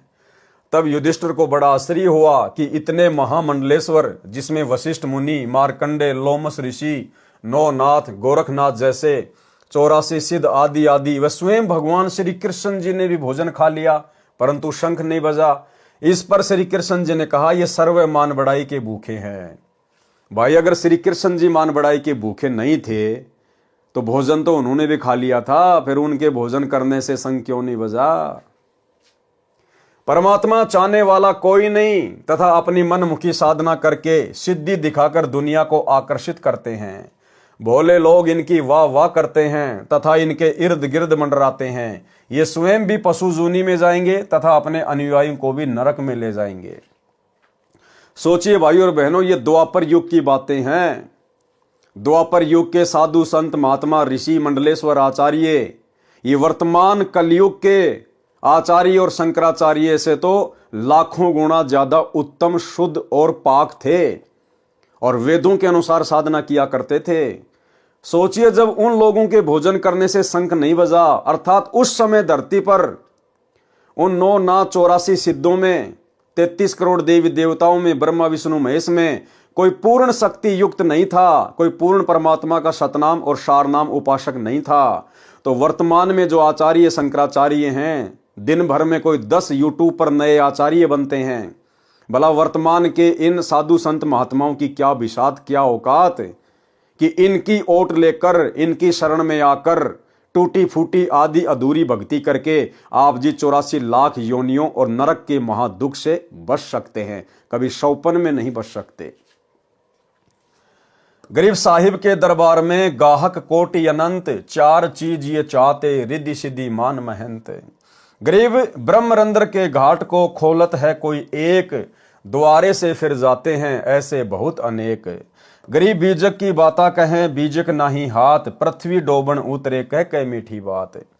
गरीब बीजक की बाता कहें बीजक नाही पास, औरों को प्रमोद ही आपन चले निराश। प्रमाण के लिए गीता जी के कुछ श्लोक। गीता अध्याय 9 श्लोक 20, इसका सारांश क्या है? केवल हिंदी अनुवाद।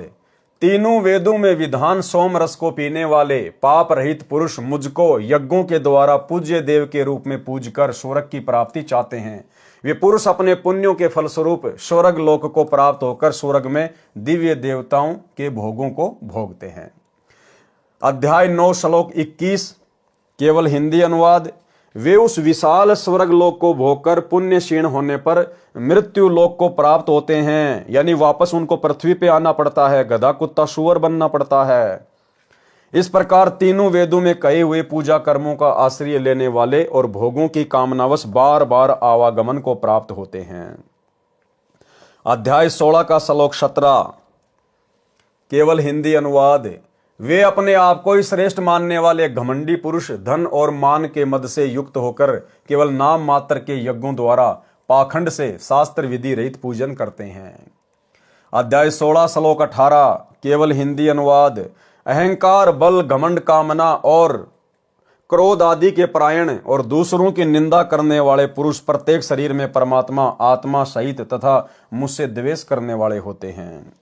अध्याय 16 का श्लोक 19, केवल हिंदी अनुवाद।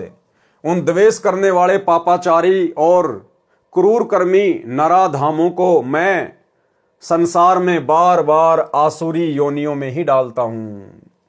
अध्याय 16 का श्लोक 20, केवल हिंदी अनुवाद। हे अर्जुन, वे मूर्ख मुझको न प्राप्त होकर ही जन्म जन्म में आसुरी योनियों को प्राप्त होते हैं, फिर उससे भी अति नीच गति को प्राप्त होते हैं, अर्थात भूत बनते हैं, प्रेत बनते हैं, गधे कुत्ते सुअर बनते हैं, अर्थात घोर नरक में पड़ते हैं।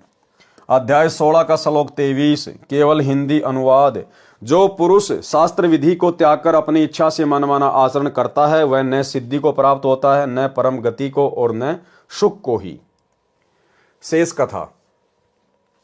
श्री कृष्ण भगवान ने अपनी शक्ति से युधिष्ठिर को उन सभी महामंडलेश्वरों के आगे होने वाले जन्म दिखाए जिसमें किसी ने केंचुए का, किसी ने भेड़ बकरी, भैंस व शेर आदि के रूप धारण किए थे।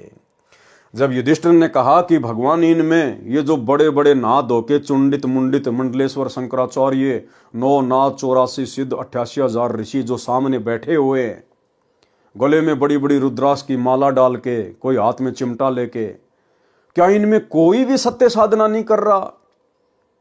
तब श्री कृष्ण जी ने अपनी शक्ति से युधिष्ठिर को दिव्य दृष्टि दी और कहा कि देख, इन बड़े बड़े मंडलेश्वरों के, शंकराचार्यों के आने वाले समय में क्या जीवन होंगे, यानी मृत्यु के बाद इनका अगला जन्म क्या होगा। तो युधिष्ठिर ने देखा कोई तो अपनी सीट पर गधा बन के बैठा है, कोई भैंस बन के, कोई शेर बन के, कोई मक्खी बन के, कोई केचुआ बन के। युधिष्ठिर की आंखें फटी की फटी रह गई कि परमात्मा बंद करो आपकी लीला, मुझे तो विश्वास नहीं हो पा रहा। तो श्री कृष्ण ने बोला, भैया विश्वास हो ना हो यही परम सत्य है। श्री कृष्ण भगवान ने अपनी शक्ति से युधिष्ठिर को उन सर्व महामंडलेश्वरों के आगे होने वाले जन्म दिखाए जिसमें किसी ने केंचुए का, किसी ने भेड़ बकरी, भैंस व शेर आदि के रूप धारण किए थे। और भाई और बहनों देखो, आज हमें ये सारी बातें इस तत्व ज्ञान को आधार बनाने के बाद में समझ में आएंगी। करे करावे साइया मन में लहर उठा, दादू सिरदर जीव के आप बगल हो जा। उस समय युधिष्ठिर को श्री कृष्ण जी के रूप में वो दिव्य दृष्टि देकर उन महामंडलेश्वरों के अगले जन्म दिखाने वाले कोई और नहीं थे, स्वयं कबीर परमात्मा सतगुरु रामपाल जी थे, जो आज आप और हम कलयुग की बिचली पीढ़ी वाले भक्तों को पूर्ण विश्वास दिलाना चाहते हैं कि इस दुनिया में कबीर परमेश्वर के अलावा किसी के पास भी सत भक्ति नहीं है। चाहे कोई कितना ही बड़ा शंकराचार्य क्यों ना बना बैठा है, अगले जन्म में 84 लाख में जाएगा। यह सब देखकर युधिष्ठिर ने कहा, हे भगवान, फिर तो पृथ्वी संत रहित हो गई है।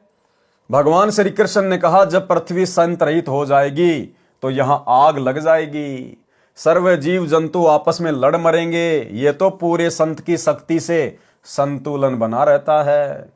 समय समय पर मैं भगवान विष्णु पृथ्वी पर आकर राक्षस वर्ती के लोगों को समाप्त करता हूं, जिससे संत सुखी हो जाते हैं।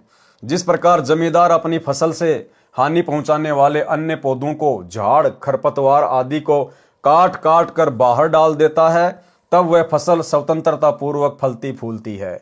यानी ये संत उस फसल में सिंचाई का सुख प्रदान करते हैं। पूर्ण संत सबको समान सुख देते हैं। जिस प्रकार वर्षा व सिंचाई का जल दोनों प्रकार के पौधों, फसल व खरपतवार का पोषण करते हैं, उनमें सर्व जीव के प्रति दया भाव होता है। अब मैं आपको पूर्ण संत के दर्शन करवाता हूं। एक महात्मा काशी में रहते हैं, उनको बुलवाना है। अब भाई, यदि श्री कृष्ण जी को इस बात का पता था कि पूर्ण संत तो काशी में रहता है, तो भाई फिर वो 33 करोड़ देवी देवता, 88,000 ऋषि, 12 करोड़ ब्राह्मण, आम व्यक्ति, फिर उनको बुलाने की क्या आवश्यकता थी? यदि श्री कृष्ण को पहले पता था कि तुम्हारा यज्ञ तो उस काशी वाले एक पूर्ण संत से होगा, तो पहले जाके उसी के चरण पकड़ के क्यों ना ले आते? भाई और बहनों, ये सारा का सारा खेल कबीर परमात्मा सतगुरु रामपाल जी खेल रहे थे। श्री कृष्ण जी को तो पता भी नहीं। जिस प्रकार हस्तिनापुर की भरी सभा में द्रौपदी का चीरहरण किया जा रहा था, उस समय श्री कृष्ण जी तो अपनी पत्नी रुक्मणी के साथ में चौपड़ पासा खेल रहा था, शतरंज खेल रहा था।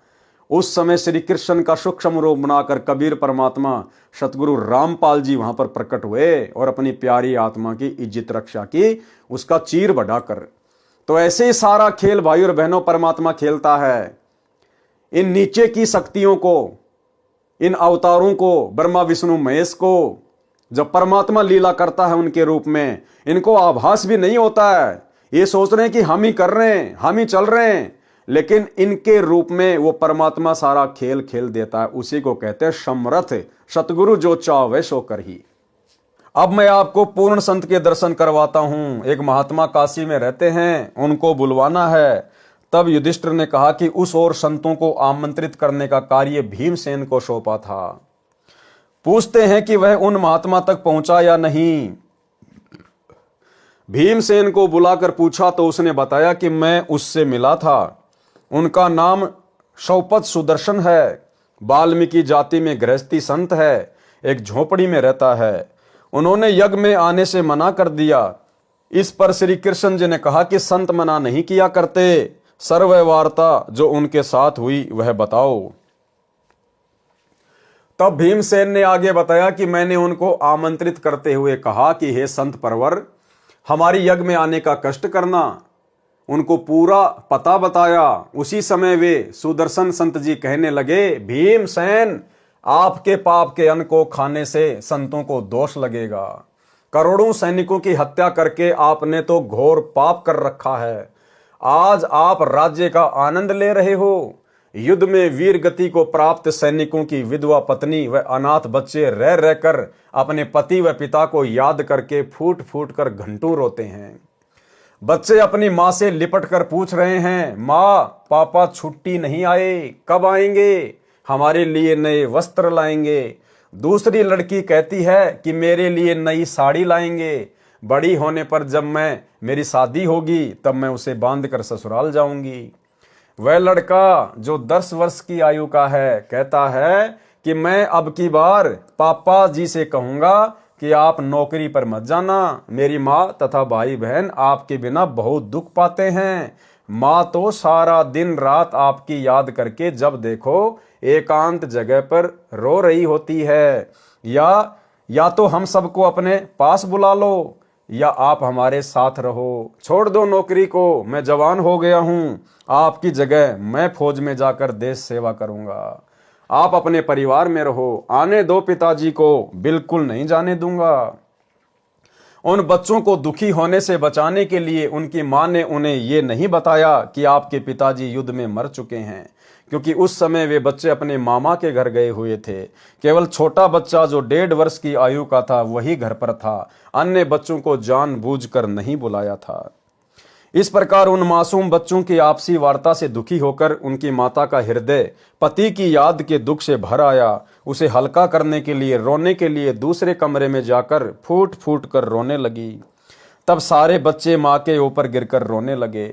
संबंधियों ने आकर शांत करवाया। कहा कि बच्चों को स्पष्ट बताओ कि आपके पिताजी युद्ध में वीर गति को प्राप्त हो गए हैं। जब बच्चों को पता चला कि हमारे पापा यानी पिताजी अब कभी नहीं आएंगे, तब उस स्वार्थी राजा को कोसने लगे जिसने अपने भाई बंटवारे के लिए दुनिया के लालों का खून पी लिया।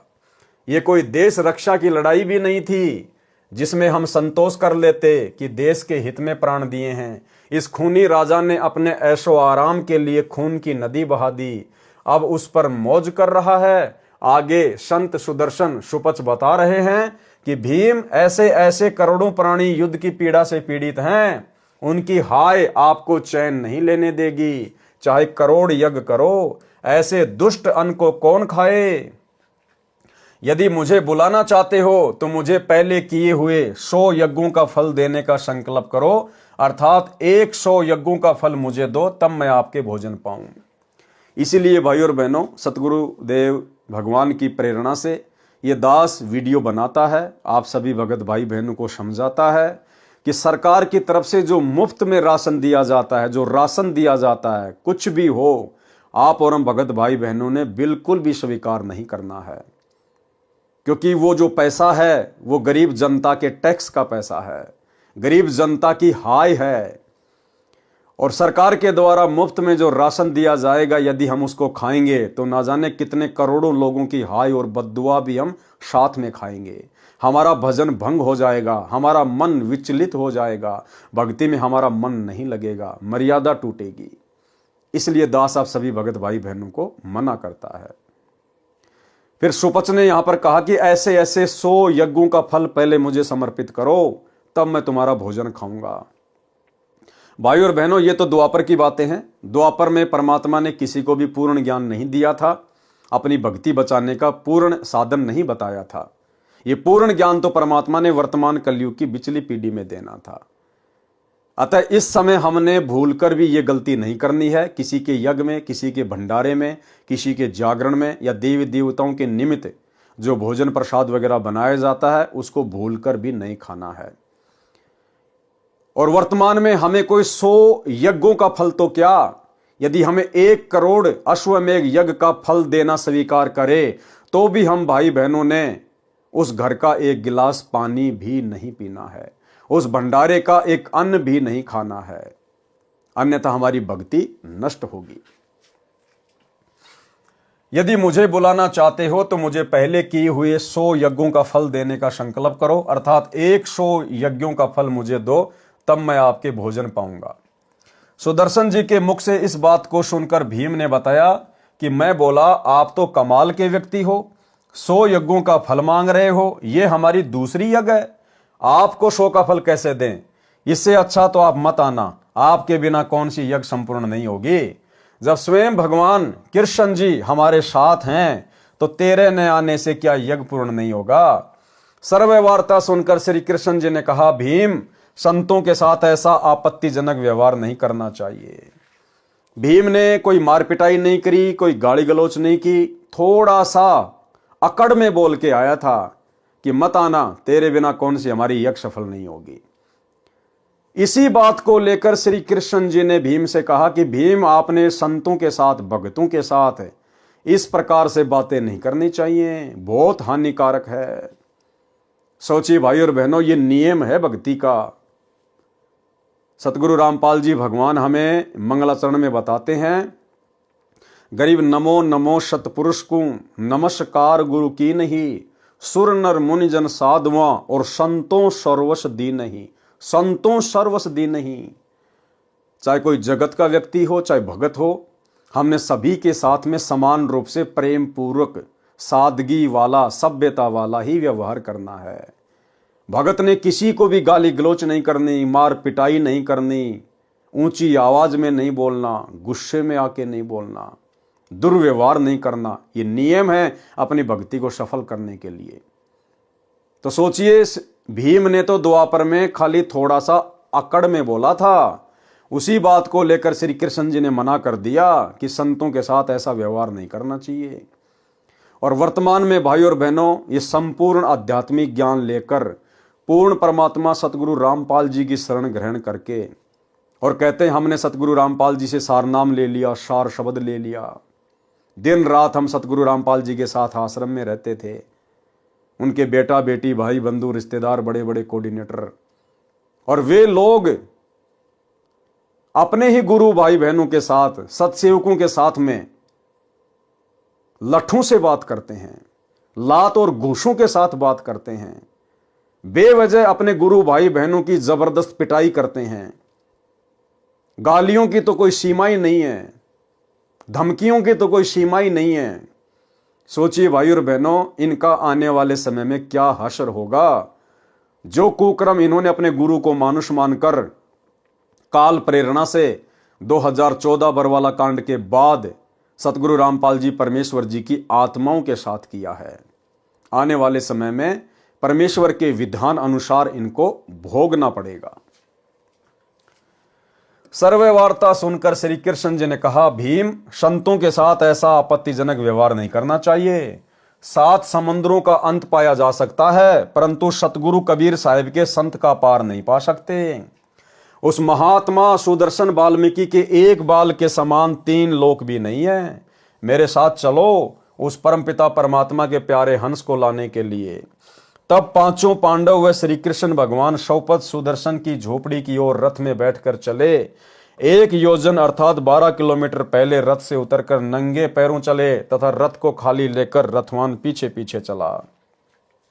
भाई और बहनों, ये लीला भी श्री कृष्ण जी के रूप में कबीर परमात्मा सतगुरु रामपाल जी भगवान ही कर रहे थे। 5 पांडवों को लेकर गए नंगे पैरों। आप और हम बिचली पीढ़ी वालों को एक संदेशा देना था परमात्मा ने, कि वो तो खाली सुपर सुदर्शन को एक भगत मान रहे थे, और तुम्हारे सामने तो आज धरती पर स्वयं कबीर परमात्मा प्रकट है, तुम्हारे गुरुदेव भगवान के रूप में प्रकट है। तो तुम्हारा व्यवहार, तुम्हारा आचरण, तुम्हारा बोलचाल अपने गुरुदेव भगवान के साथ में कैसा होना चाहिए।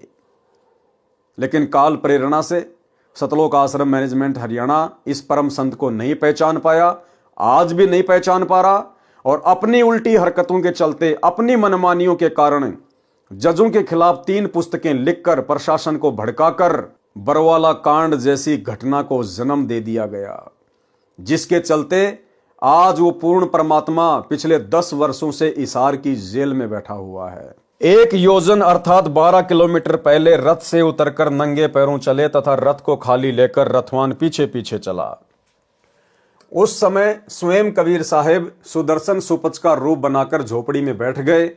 वह सुदर्शन को अपनी गुप्त प्रेरणा से मन में संकल्प उठाकर कहीं दूर के संत या भगत से मिलने भेज दिया, जिसमें आने व जाने में कई रोज लगने थे। तब सुदर्शन के रूप में सतगुरु की चमक व शक्ति देखकर सर्व पांडव बहुत प्रभावित हुए। स्वयं श्री कृष्ण जी ने लंबी दंडवत प्रणाम की। तब देखा देखी सर्व पांडवों ने भी की, ऐसा ही किया। श्री कृष्ण जी की तरफ नजर करके सुपर सुदर्शन ने आदर पूर्वक कहा कि हे त्रिभुवन नाथ, आज इस दीन के द्वार पर कैसे? मेरा अहोभाग्य कि आज दीनानाथ विशंबर नाथ मुझ तुच्छ को दर्शन देने स्वयं चलकर आए हैं। सबको आदर पूर्वक बैठा दिया तथा आने का कारण पूछा। उस समय श्री कृष्ण जी ने कहा कि हे जानी जान, आप सर्वगति से परिचित हैं। पांडवों ने यज्ञ की है, वह आपके बिना संपूर्ण नहीं हो रही है। कृपया इनको कृतार्थ करें। उसी समय वहां उपस्थित भीम की ओर संकेत करते हुए सुदर्शन रूपधारी परमेश्वर कबीर जी ने कहा कि ये वीर मेरे पास आया था तथा अपनी मजबूरी से इसे अवगत करवाया था। उस समय श्री कृष्ण जी ने कहा कि हे पूर्ण ब्रह्म, आपने स्वयं अपनी वाणी में कहा है कि संत मिलन को चालिए तज माया अभिमान, जो जो पग आगे धरे सो सो यज्ञ समान। आज पांचों पांडव राजा हैं तथा मैं स्वयं द्वारिकाधीश आपके दरबार में राजा होते हुए भी नंगे पैरों उपस्थित हूं। अभिमान का नामो निशान भी नहीं है तथा स्वयं भीम ने भी खड़ा होकर उस दिन कहे हुए अपशब्दों की चरणों में पड़कर क्षमा याचना की। श्री कृष्ण जी ने कहा, हे नाथ, आज यहाँ आपके दर्शनार्थ आए, आपके 6 सेवकों के कदमों के यज्ञ समान फल को स्वीकार करते हुए सो आप रखो तथा शेष हम भिखारियों को दान दीजिए ताकि हमारा भी कल्याण हो। इतना आधीन भाव सर्व उपस्थित जनों में देखकर जगत गुरु साहेब करुणामय सुदर्शन रूप में अति प्रसन्न हुए। कबीर साधु भूखा भाव का, धन का भूखा नाही, जो कोई धन का भूखा वो साधु भी नहीं। उठकर उनके साथ चल पड़े। जब सुदर्शन जी यज्ञशाला में पहुंचे तो चारों ओर एक से एक ऊंचे सुसज्जित आसनों पर विराजमान महामंडलेश्वर सुदर्शन जी के रूप व वेश, दोहरी धोती, घुटनों से थोड़ी नीचे तक, छोटी छोटी दाढ़ी, सिर के बिखरे केस, न बड़े न छोटे, टूटी फूटी जूती, मैले से कपड़े, तेजोमय शरीर को देखकर अपने मन में सोच रहे हैं कि ऐसे अपवित्र व्यक्ति से शंख 7 जन्म भी नहीं बच सकता। ये तो हमारे सामने ऐसे है जैसे सूर्य के सामने दीपक। श्री कृष्ण जी ने स्वयं उस महात्मा का आसन अपने हाथों से लगाया, बिछाया, क्योंकि श्री कृष्ण जी श्रेष्ठ आत्मा हैं, भगवान हैं। उन्होंने सुदामा व भिलनी को भी हृदय से चाहा। अब बताइए भाई और बहनों, सुदामा और भिलनी को हृदय से किसने चाहा था? जब सुदामा द्वारिका में गया श्री कृष्ण से मिलने, तो उस समय कबीर परमात्मा सतगुरु रामपाल जी ने श्री कृष्ण जी में गुप्त प्रेरणा करके उनको 8-10 दिन के लिए बाहर के टूर पर भेज दिया और स्वयं श्री कृष्ण जी का रूप बनाकर अपने प्रिय भगत सुदामा जी के चरण धोए। और जब भिलनी के पास गए थे त्रेता युग में श्री रामचंद्र रूप में, तो भाई और बहनों उस समय वो दशरथ पुत्र रामचंद्र नहीं था जिसने भिलनी के जूठे बेर बड़े प्रेम से खाए थे।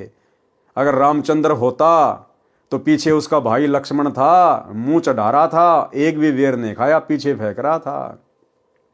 तो अपने भगत के लिए ना जाने ये परमात्मा कब और कौन सा रूप धारण कर ले, किसी को पता भी नहीं चलता है।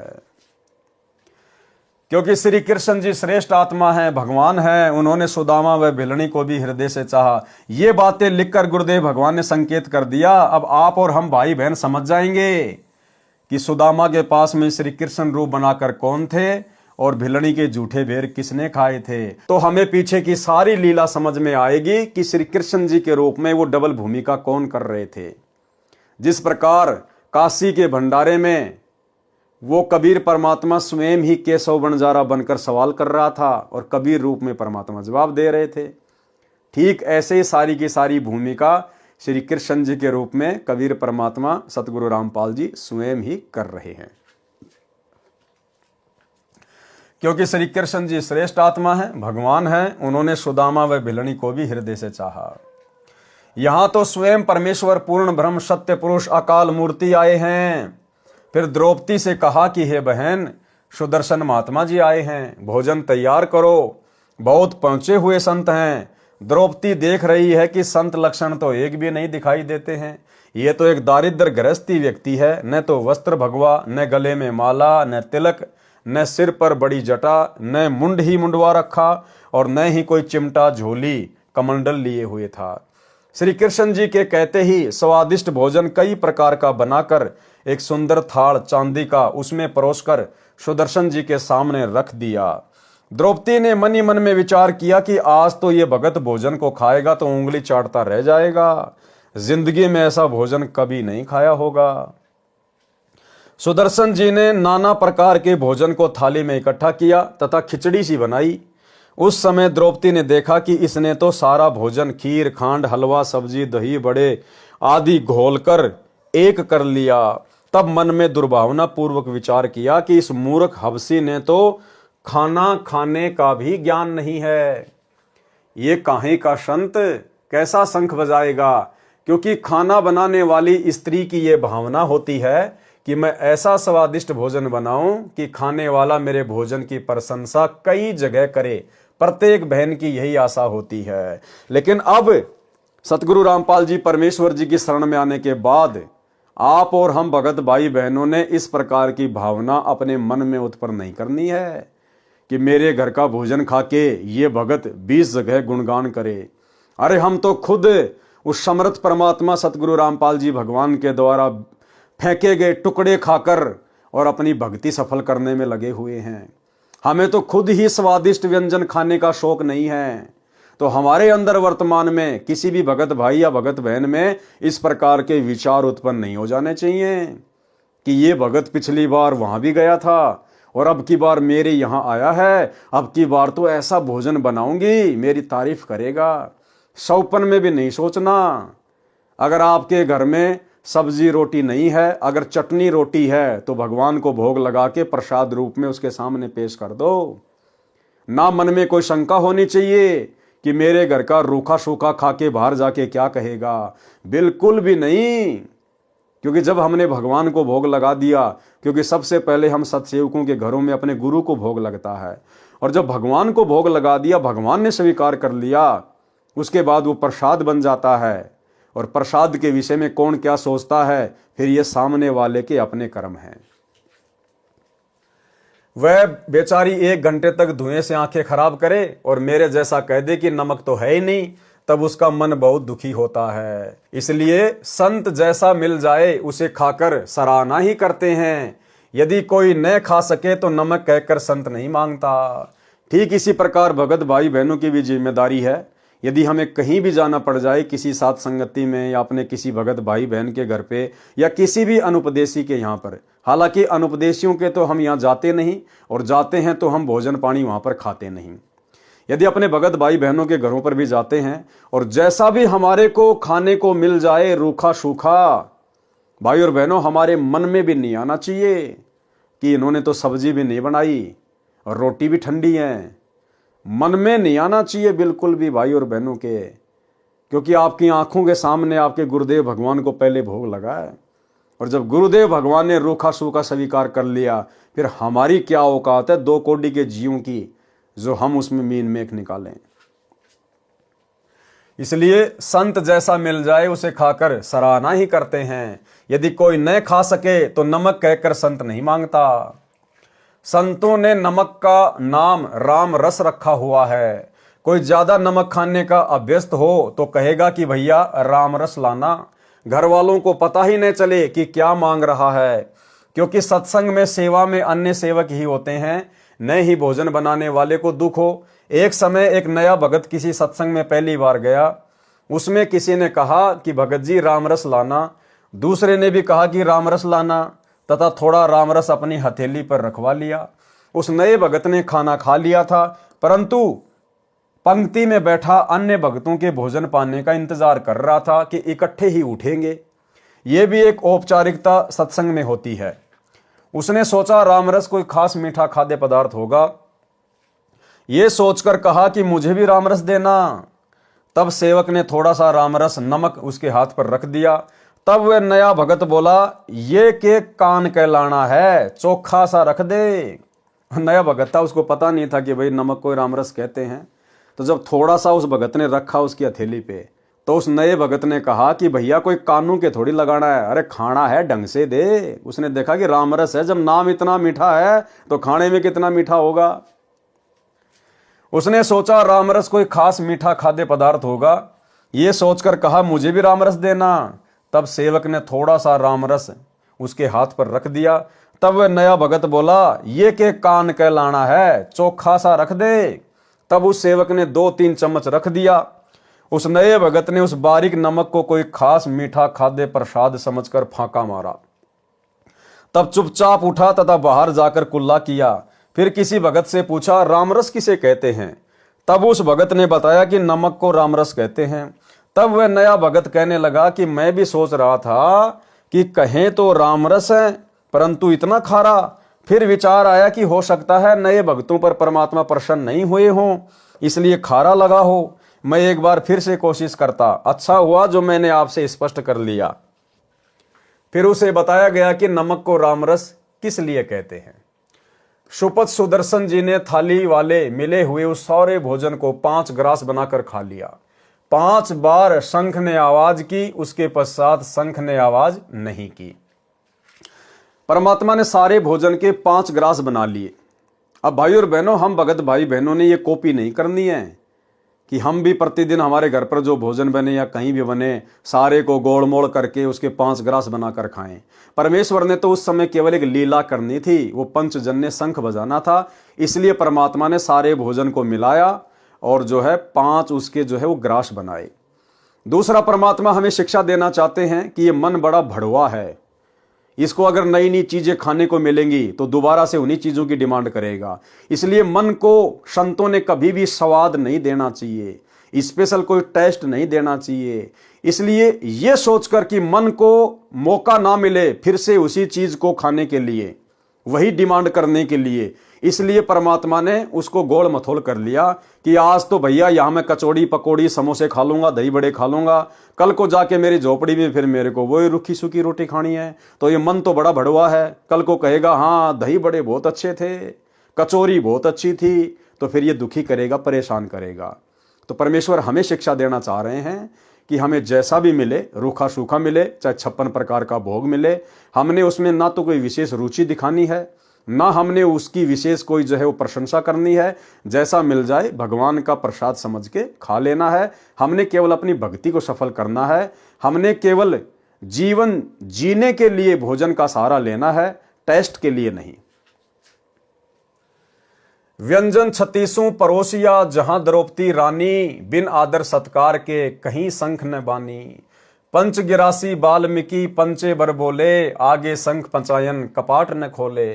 बोले कृष्ण महाबली त्रिभुवन के साजा, वाल्मीकि प्रसाद से कण कण क्यों न बाजा। द्रौपदी सेती श्री कृष्ण देव जब ऐसे भाखा, वाल्मीकि के चरणों की तेरे न अभिलाषा। प्रेम पचायन भूख है अन्न जग का खाजा, ऊंच नीच द्रौपदी कहा शंख कण कण क्यों नहीं बाजा। वाल्मीकि के चरणों की लई द्रौपदी धारा, शंख पचायन बाजिया कण कण झंकारा। युधिष्ठिर जी श्री कृष्ण जी के पास आए तथा कहा, हे भगवान आपकी कृपा से शंख ने आवाज की है, हमारा कार्य पूर्ण हुआ। श्री कृष्ण जी ने सोचा कि इन महात्मा सुदर्शन के भोजन खाने से भी शंख अखंड क्यों नहीं बजा। फिर अपनी दिव्य दृष्टि से देखा तो पाया कि द्रौपदी के मन में दोष है, जिस कारण से शंख ने अखंड आवाज नहीं की, केवल 5 बार आवाज करके मौन हो गया। श्री कृष्ण जी ने कहा, युधिष्ठिर यह शंख बहुत देर तक बजना चाहिए, तब यह यज्ञ पूर्ण होगी। युधिष्ठिर ने कहा, भगवान अब कौन संत शेष है जिसे लाना होगा। श्री कृष्ण जी ने कहा, युधिष्ठिर इस सुदर्शन संत से बढ़कर कोई भी सत भक्ति युक्त संत नहीं है। इसके एक बाल समान तीनों लोक भी नहीं है। अपने घर में ही दोष है, उसे शुद्ध करते हैं। श्री कृष्ण जी ने द्रौपदी से कहा, द्रौपदी भोजन सब प्राणी अपने अपने घर पर रूखा सूखा खाकर ही सोते हैं। आपने बढ़िया भोजन बनाकर अपने मन में अभिमान पैदा कर लिया। बिना आदर सत्कार के किया हुआ धार्मिक अनुष्ठान यज्ञ हवन पाठ सफल नहीं होता। आपने इस साधारण से व्यक्ति को क्या समझ रखा है, यह पूर्ण ब्रह्म है। अब भाई और बहनों, उस समय यदि ये बात श्री कृष्ण जी बोल रहे होते तो क्या श्री कृष्ण जी क्या भक्ति नहीं करते थे क्या? दुर्वासा को अपना गुरु बना रखा था, ओम नाम की भक्ति करते थे। अगर उस श्री कृष्ण को ये बात का पता चल जाए कि ये पूर्ण ब्रह्म है, क्या उपदेश नहीं ले लेता, चरणों में नहीं गिर जाता, भगत नहीं बन जाता उनका? लेकिन भाई और बहनों, सारा का सारा खेल कबीर परमात्मा सतगुरु रामपाल जी खेल रहे थे। दिखाई सबको जरूर श्री कृष्ण जी दे रहे थे।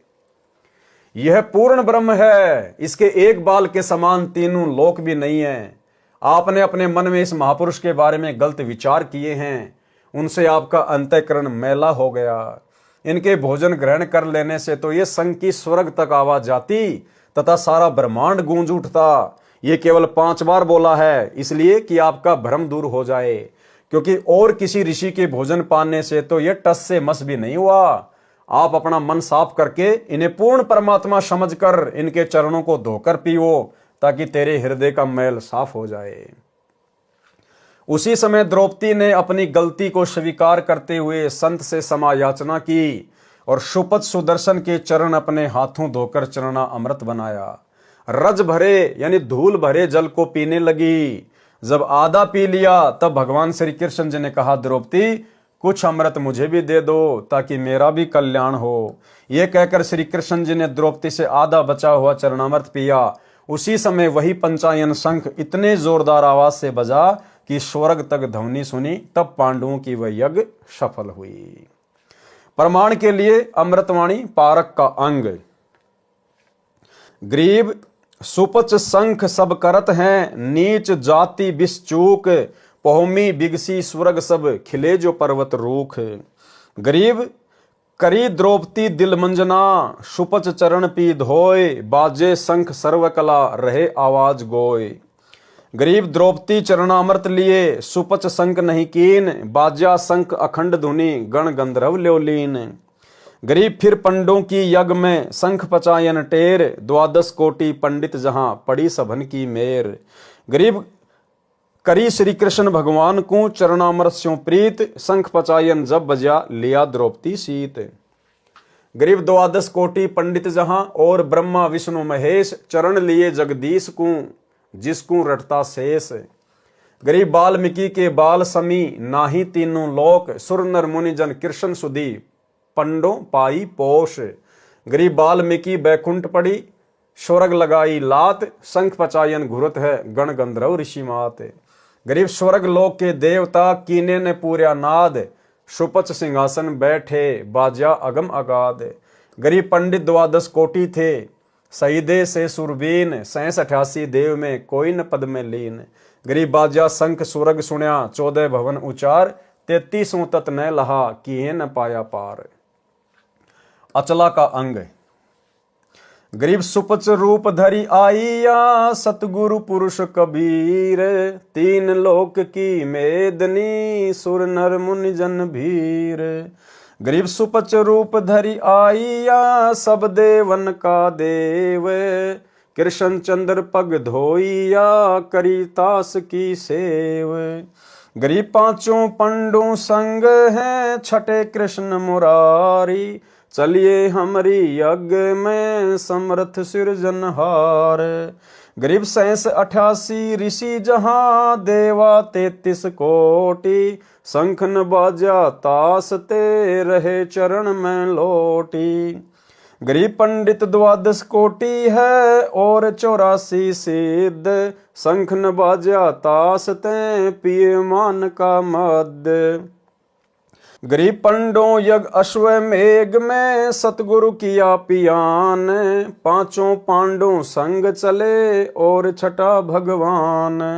गरीब सुपच रूप को देख कर द्रौपदी मानी शंख, जान गए जगदीश गुरु बाजत नाही शंख।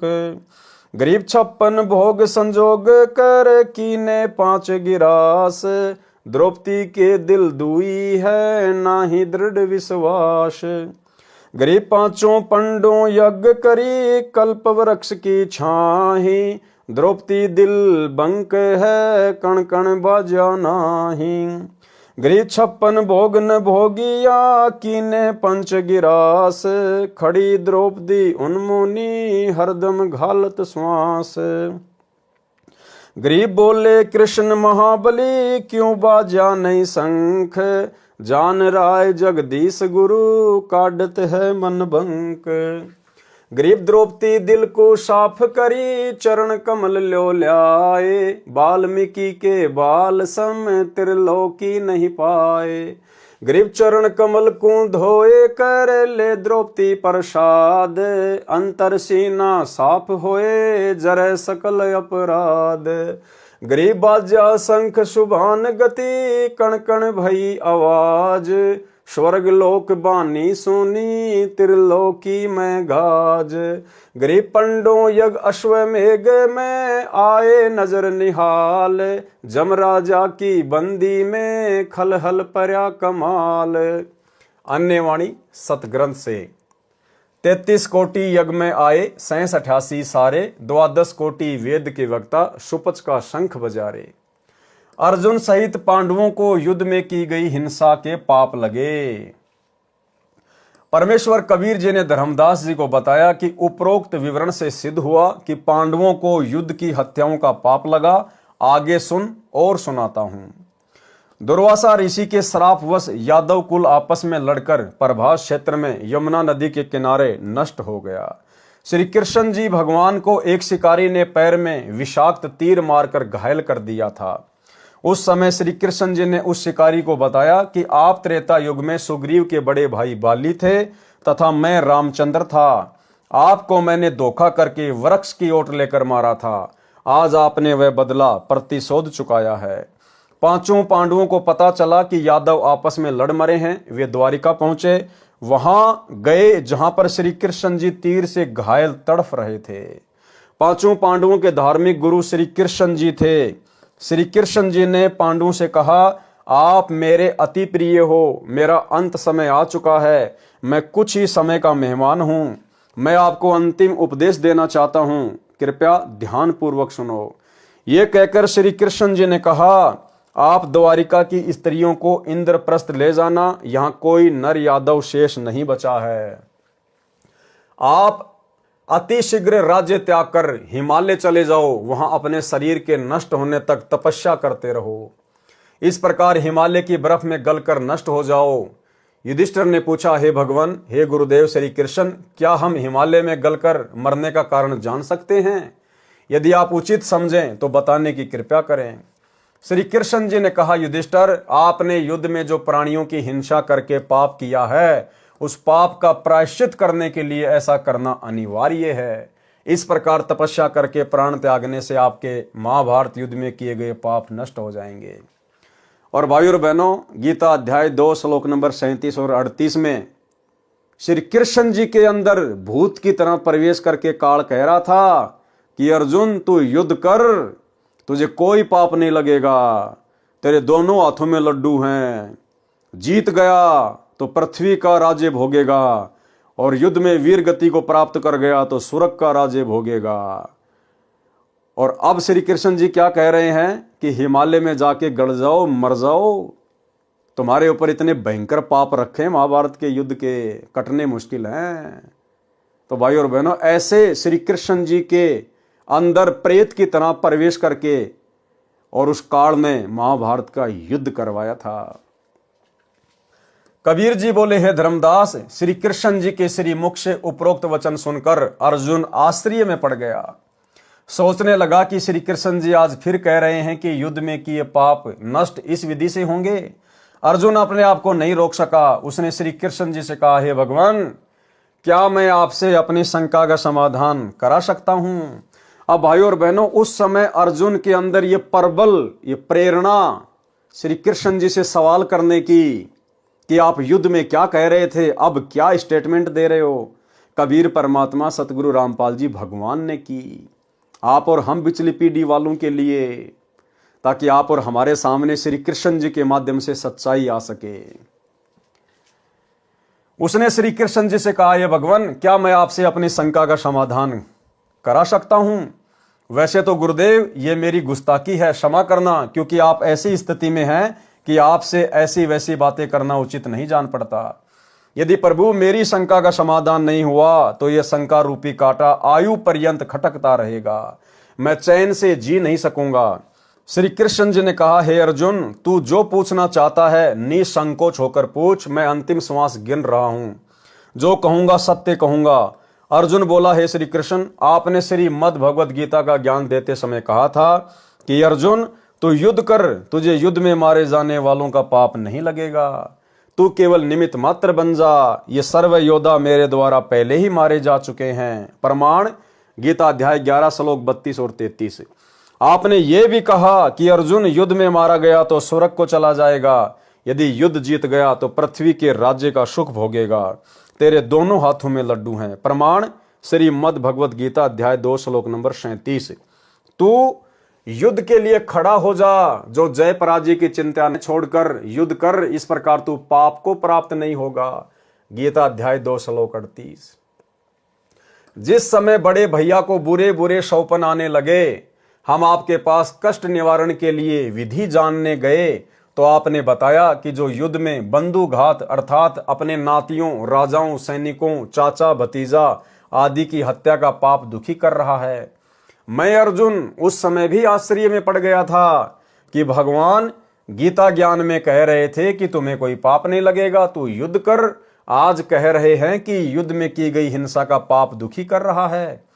आपने पाप नाश होने का समाधान बताया। अश्वमेध यज्ञ जिसमें करोड़ों रुपए का खर्चा हुआ, उस समय मैं अपने मन को मारकर यह सोचकर चुप रहा कि यदि मैं आप श्री कृष्ण जी से वाद विवाद करूंगा कि आप तो कह रहे थे कि तुम्हें युद्ध में होने वाली हत्याओं का कोई पाप नहीं लगेगा, आज कह रहे हो तुम्हें महाभारत युद्ध में की गई हत्याओं का दुख हो रहा है। कहां गया आपका वह गीता वाला ज्ञान? किस लिए हमारे साथ धोखा किया, गुरु होकर विश्वासघात किया? तो बड़े भैया युधिष्ठिर जी ये न सोच लें कि मेरी चिकित्सा में धन लगना है, इस कारण अर्जुन वाद विवाद कर रहा है। ये मेरे कष्ट निवारण में होने वाले खर्च के कारण विवाद कर रहा है। ये नहीं चाहता कि मैं युधिष्ठिर कष्ट मुक्त हो जाऊं। अर्जुन को भाई के जीवन से धन अधिक प्रिय है। उपरोक्त विचारों को ध्यान में रखकर मैंने सोचा था कि यदि युधिष्ठिर भैया को थोड़ा सा भी ये आभास हो गया कि अर्जुन इस दृष्टिकोण से विवाद कर रहा है, तो भैया अपना समाधान नहीं कराएगा, आजीवन कष्ट को गले से लगाए रहेगा। हे कृष्ण, आपके कहे अनुसार हमने यज्ञ किया, आज फिर आप कह रहे हो कि तुम्हें युद्ध की हत्याओं का पाप लगा है। उसे नष्ट करने के लिए शीघ्र राज्य त्याग कर हिमालय में तपस्या करके गड़ मरो। आपने हमारे साथ ये विश्वासघात क्यों किया? इसलिए आप जैसे संबंधी व गुरु हो तो शत्रुओं की आवश्यकता ही नहीं। हे कृष्ण, हमारे हाथ में तो एक भी लड्डू नहीं रहा, न तो युद्ध में मरकर स्वर्ग गए, न पृथ्वी के राज्य का सुख भोग सके, क्योंकि आप कह रहे हो कि राज्य त्याग कर हिमालय में गल मरो। आंसू टपकाते हुए अर्जुन के मुख से उपरोक्त वचन सुनकर युधिष्ठिर बोला, अर्जुन, जिस परिस्थिति में भगवान है, इस समय यह शब्द बोलना शोभा नहीं देता। श्री कृष्ण जी बोले, हे अर्जुन सुन, मैं आपको सत्य सत्य बताता हूं। गीता जी के ज्ञान में मैंने क्या कहा था, मुझे कुछ नहीं पता। ये जो कुछ भी हुआ है ये होना था, इसे टालना मेरे वश में नहीं था। कोई अन्य शक्ति है जो आप और हमको कठपुतली की तरह नचा रही है।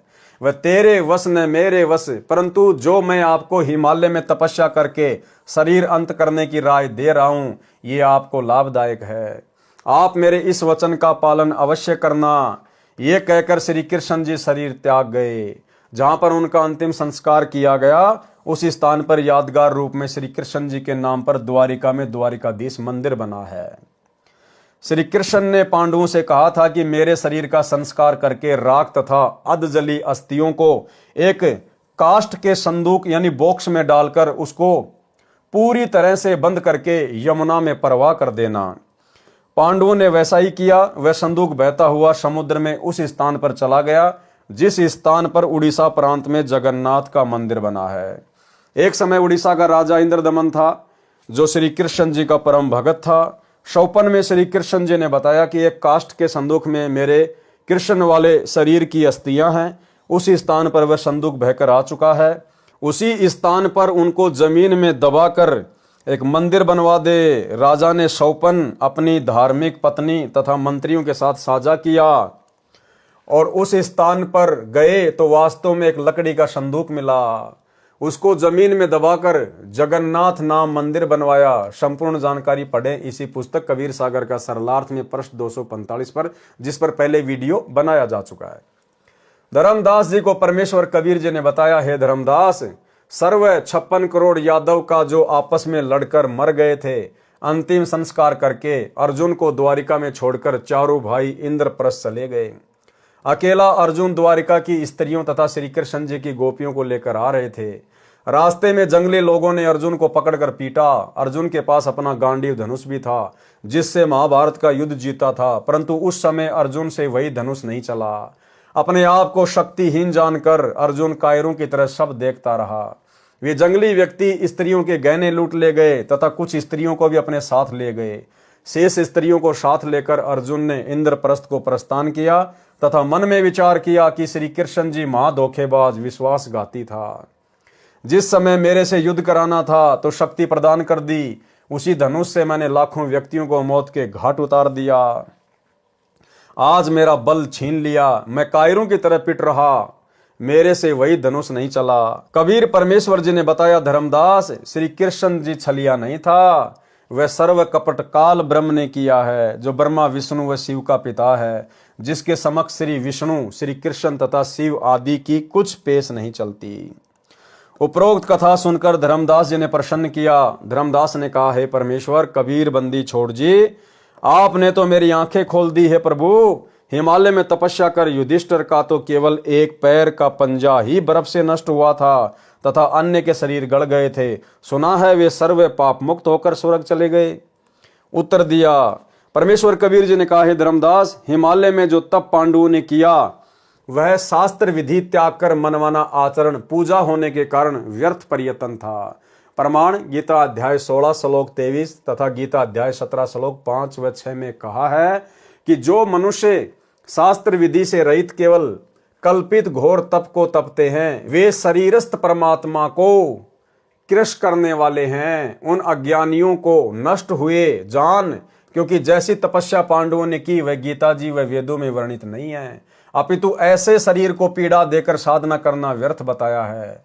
यजुर्वेद अध्याय 40 मंत्र 15 में कहा है, ओम नाम का जाप कार्य करते करते विशेष कसक के साथ कर, मनुष्य जन्म का मुख्य कर्तव्य जान के कर। यही प्रमाण गीता अध्याय 8 श्लोक 7 व 13 में कहा है कि मेरा तो केवल ओम नाम है, इसका जाप अंतिम श्वास तक करने से लाभ होता है। इसलिए अर्जुन तो युद्ध भी कर तथा सुमरण भक्ति जाप भी कर। अतः हे धर्मदास, जैसी तपस्या पांडवों ने की वह व्यर्थ सिद्ध हुई। गीता अध्याय 3 श्लोक 6 से 8 में कहा है कि जो मूढ़ बुद्धि मनुष्य समस्त कर्म इंद्रियों को रोककर अर्थात हठ योग द्वारा एक स्थान पर बैठकर या खड़ा होकर साधना करता है, वह मन से इंद्रियों का चिंतन करता रहता है। जैसे सर्दी लगी तो शरीर की चिंता, सर्दी का चिंतन, भूख लगी तो भूख का चिंतन आदि होता रहता है। वह हठ से तप करने वाला मिथ्याचारी अर्थात दंभी कहा जाता है। कार्य न करने अर्थात एक स्थान पर बैठ या खड़ा होकर साधना करने की अपेक्षा कर्म करना तथा भक्ति भी करना श्रेष्ठ है। यदि कर्म नहीं करेगा तो तेरा शरीर निर्वाह भी नहीं सिद्ध होगा।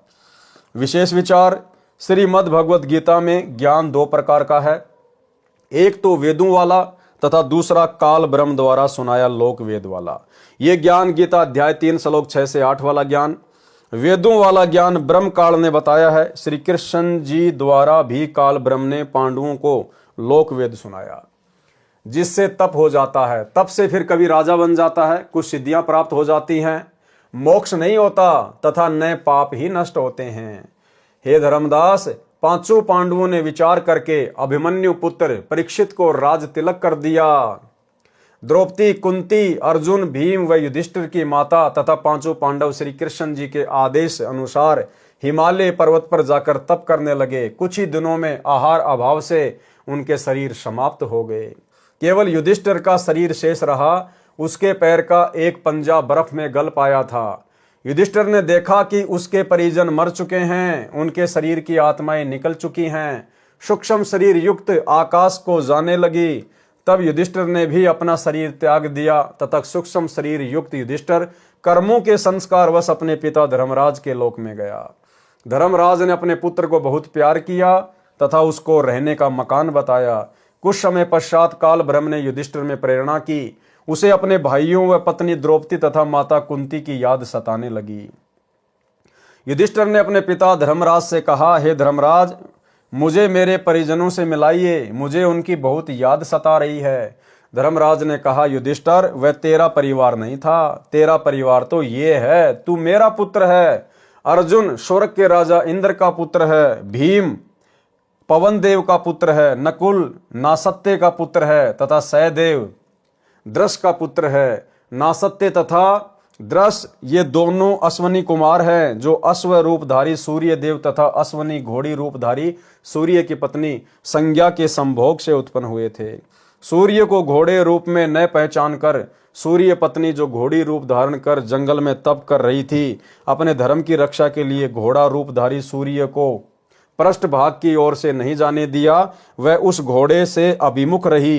काम वासनावश घोड़ा रूपधारी सूर्य घोड़ी रूपधारी अपनी पत्नी विश्वकर्मा की पुत्री के मुख की ओर से चढ़कर संभोग करने के कारण वीर्य का कुछ अंश घोड़ी रूपधारी सूर्य की पत्नी के पेट में मुख द्वारा प्रवेश कर गया, जिससे 2 लड़कों नासत्य तथा द्रस का जन्म घोड़ी रूपी सूर्य पत्नी के मुख से हुआ, जिस कारण से दोनों बच्चे अश्वनी कुमार कहलाए। यह पुराण कथा है। धर्मराज ने अपने पुत्र युधिष्ठिर को बताया कि आप सबका वहां पृथ्वी लोक में इतना ही सहयोग था, वह समाप्त हो चुका है। वे सर्व युद्ध में किए पाप कर्मों तथा अन्य जीवन में किए पाप कर्मों का फल भोगने के लिए नरक में डाल रखे हैं। आपके पुण्य अधिक हैं, इसलिए आप नरक में नहीं डाल रखे हैं, अतः आप उनसे नहीं मिल सकते। काल ब्रह्म की प्रबल प्रेरणावश होकर युधिष्ठिर ने उन सर्व भीम, अर्जुन, नकुल, सहदेव, द्रौपदी तथा कुंती को मिलने का हठ किया। धर्मराज ने एक यमदूत से कहा, आप युधिष्ठिर को इसके परिवार से मिलाकर शीघ्र लौट लाना। यमदूत युधिष्ठिर को लेकर नरक में प्रवेश हुआ। वहां पर आत्माएं हाहाकार मचा रहे थे, कह रहे थे, हे युधिष्ठिर, हमें नरक से निकलवा दो। मैं अर्जुन हूं, कोई कह रहा था मैं भीम हूं, मैं नकुल हूं, मैं सहदेव हूं, मैं कुंती हूं, मैं द्रौपदी हूं। इतने में यमदूत ने कहा, हे युधिष्ठिर, अब आप लौट चलिए। युधिष्ठिर ने कहा कि मैं भी अपने परिवारजनों के साथ यहीं नरक में ही रहूंगा। तब धर्मराज ने आवाज लगाई, युधिष्ठिर यहाँ आओ, मैं तेरे को एक युक्ति बताता हूं। ये आवाज सुनकर युधिष्ठिर अपने पिता धर्मराज के पास लौट आया। धर्मराज ने युधिष्ठिर को समझाया कि बेटा, आपने एक झूठ बोला था कि अश्वत्थामा मर गया, फिर दबी आवाज में कहा था पता नहीं मनुष्य था या हाथी, जबकि आपको पता था कि हाथी मरा है। उस झूठ बोलने के पाप का कर्म दंड देने के लिए आपको कुछ समय इसी बहाने नरक में रखना पड़ा, नहीं तो वह युक्ति मैं पहले ही आपको बता देता। युधिष्ठिर ने कहा, कृपया आप वह विधि बताइए जिससे मेरे परिजन नरक से निकल सकें। धर्मराज ने कहा, उनको एक शर्त पर नरक से निकाला जा सकता है कि आप अपने कुछ पुण्य उनको संकल्प कर दो। युधिष्ठिर ने कहा, मुझे स्वीकार है। ये कहकर युधिष्ठिर अपने आधे पुण्य उन 6 के निमित्त संकल्प कर दिए। वे 6 नरक से बाहर आकर धर्मराज के पास जहां युधिष्ठिर खड़ा था उपस्थित हो गए। उसी समय इंद्रदेव आया, अपने पुत्र अर्जुन को साथ लेकर चला गया। पवन देवता आया, अपने पुत्र भीम को साथ लेकर चला गया। इसी प्रकार अश्वनी कुमार नासत्य दृश्य आए, नकुल व सहदेव को लेकर चले गए। कुंती स्वर्ग में चली गई तथा देखते देखते द्रौपदी ने दुर्गा रूप धारण किया तथा आकाश को उड़ चली। कुछ ही समय में सभी की आंखों से ओझल हो गई। वह अकेला युधिष्ठिर अपने पिता धर्मराज के पास रह गया। परमेश्वर कबीर जी ने अपने शिष्य धर्मदास जी को उपरोक्त कथा सुनाई। तत्पश्चात इस सर्व काल के जाल को समझाया। कबीर परमेश्वर जी ने बताया, हे धर्मदास, काल ब्रह्म की प्रेरणा से 21 ब्रह्मांडों के प्राणी कर्म करते हैं। जैसा आपने सुना, युधिष्ठिर पुत्र धर्मराज, अर्जुन पुत्र इंद्र, भीम पुत्र पवनदेव, नकुल पुत्र नासत्य तथा सहदेव पुत्र द्रस्ते, द्रौपदी सापवश दुर्गा की अवतार थी जो अपना कर्म भोगने आई थी, तथा कुंती भी दुर्गा लोक की पुण्यात्मा थी। ये सब काल प्रेरणा से पृथ्वी पर एक फिल्म चलचित्र बनाने गए थे। जैसे एक करोड़पति का बेटा किसी फिल्म में रिक्शा चालक का अभिनय करता है, फिल्म निर्माण के पश्चात अपनी 20 लाख की कार गाड़ी में बैठकर आनंद करता है। भोले भाले सिनेमा दर्शक उसे रिक्शा चालक मानकर उस पर दया करते हैं। उसके बनावटी अभिनय को देखने के लिए अपना बहुमूल्य समय तथा धन नष्ट करते हैं। ठीक इसी प्रकार उपरोक्त पात्रों युधिष्ठिर, भीम, अर्जुन, नकुल, सहदेव, द्रौपदी तथा कुंती द्वारा बनाई फिल्म महाभारत के इतिहास को पढ़ पढ़कर पृथ्वी लोक के प्राणी अपना समय व्यर्थ करते हैं। तत्व ज्ञान को न सुनकर मानव शरीर को व्यर्थ कर जाते हैं। काल ब्रह्म यही चाहता है कि मेरे अंतर्गत जितने भी जीव हैं वे तत्व ज्ञान से अपरिचित रहे तथा मेरी प्रेरणा से मेरे द्वारा भेजे गुरुओं द्वारा शास्त्र विधि विरुद्ध साधना प्राप्त करके जन्म मृत्यु के चक्कर में पड़े रहें। काल ब्रह्म की प्रेरणा से तत्व ज्ञानहीन संतजन व ऋषिजन कुछ वेद ज्ञान अधिक लोक वेद के आधार से ही सत्संग वचन श्रद्धालुओं को सुनाते हैं, जिस कारण से साधक पूर्ण मोक्ष प्राप्त न करके काल के जाल में ही रह जाते हैं। हे धर्मदास, मैं पूर्ण परमात्मा की आज्ञा लेकर तत्व ज्ञान बताने काल लोक में कलयुग में आया हूं। यानी अपने आप को छुपा रहे थे कबीर परमात्मा धर्मदास जी के सामने। क्या पांडव सदा स्वर्ग में ही रहेंगे? धर्मदास जी ने बंदी छोड़ कबीर परमेश्वर जी के चरण पकड़कर कहा, हे परमेश्वर, आप स्वयं सत्य पुरुष हो। धर्मदास जी ने अति विनम्र होकर आधीन भाव से प्रसन्न किया। प्रसन्न, हे बंदी छोड़ कबीर परमेश्वर जी, क्या पांडव अब सदा स्वर्ग में ही रहेंगे? उत्तर, नहीं धर्मदास, जो पुण्य युधिष्ठिर ने उनको प्रदान किए हैं, उन पुण्यों का तथा स्वयं किए यज्ञ आदि धार्मिक अनुष्ठानों का पुण्य जब स्वर्ग में समाप्त हो जाएगा, तब सभी पुण्य नरक में डाले जाएंगे। युद्ध में किए गए पाप कर्म तथा उस जीवन में किए गए पाप कर्म तथा संचित पाप कर्मों के फल को भोगने के लिए नरक में अवश्य गिरना होगा। युधिष्ठिर भी अपने आधे पुण्य दान करके पुण्यहीन हो गया है। वह भी शेष पुण्यों को स्वर्ग में समाप्त करके संचित पाप कर्मों के आधार से अवश्य नरक में डाला जाएगा। भले ही पाप कर्म कम होने के कारण नरक समय थोड़ा ही भोगना पड़े, परंतु नरक में अवश्य जाना पड़ेगा। जैसे युधिष्ठिर ने अश्वत्थामा मरने की झूठ बोली थी, उसका भी पाप कर्म दंड भोगने के लिए नरक में कुछ समय के लिए उसी समय ही जाना पड़ा। इसी प्रकार पूर्व जन्मों के संचित पाप कर्मों का दंड नरक में भोगना पड़ेगा। पश्चात पृथ्वी पर सर्व को अन्य प्राणियों की योनियों में भी जाना पड़ेगा। ये काल भ्रम का अटल विधान है। परंतु हे धर्मदास, जो साधक पूर्ण परमात्मा की भक्ति पूर्ण गुरु से उपदेश प्राप्त करके आजीवन मर्यादा में रहकर करता है, उसके सर्व पाप कर्म ऐसे नष्ट हो जाते हैं जैसे सूखे घास के बहुत बड़े ढेर को अग्नि की छोटी सी चिंगारी जलाकर भस्म कर देती है, उसकी राख को हवा उड़ाकर इधर उधर कर देती है। ठीक इसी प्रकार पूर्ण परमात्मा की भक्ति का शतनाम मंत्र रूपी अग्नि घास के ढेर रूपी पाप कर्मों को भस्म कर देता है। कबीर, जब ही सतनाम हृदय धर्यो भयो पाप को नाश, मानो चिंगी अग्नि की पड़े पुराने घास। एक समय भाई और बहनों, एक भगत भाई ने, जब मैं उससे मिलने गया तो उसने कहा कि भगत जी क्या फायदा इस भक्ति का, मैंने तो सतनाम भी ले लिया। तो दास ने कहा, भाई ऐसी क्या बात हो गई? बोला, भगत जी परमात्मा तो कहते हैं कि जब ही सतनाम हृदय धर्यो भयो पाप को नाश, और जैसे अग्नि चिंगारी की पड़े पुराने घास। गुरु जी तो कहते कि सतनाम मिलते सारे पाप कर्म नष्ट हो जाते हैं। मैं तो बीमारी से ठीक नहीं हो पा रहा, फिर मेरे पाप कर्म क्यों नहीं कटे सतनाम से? तो दास ने उसको समझाया मालिक के ज्ञान आधार से कि परमात्मा ने जो वाणी बोली है उसको समझने की आवश्यकता है। सतनाम प्राप्त होते ही पाप कर्म समाप्त नहीं हो जाते। परमात्मा ने कहा, जब ही सतनाम हृदय धर्यो भयो पाप को नाश, और जैसे चिंगी अग्नि की वो पड़े पुराने घास।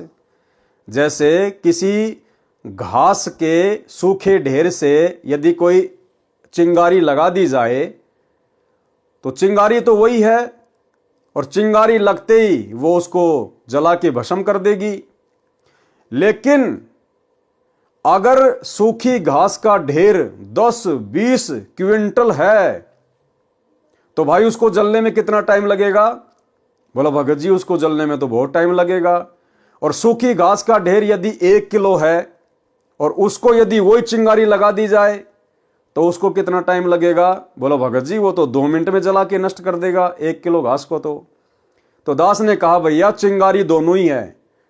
चिंगारी वो भी वही है जो 1 किलो घास के ढेर के लगाई गई, और चिंगारी वो भी वही है जो 20 क्विंटल घास के ढेर को लगाई गई। लेकिन 1 किलो घास को जलाने में तो 2 मिनट भी नहीं लगे, और 20 क्विंटल को जलाने में 1 दिन भी लग सकता है।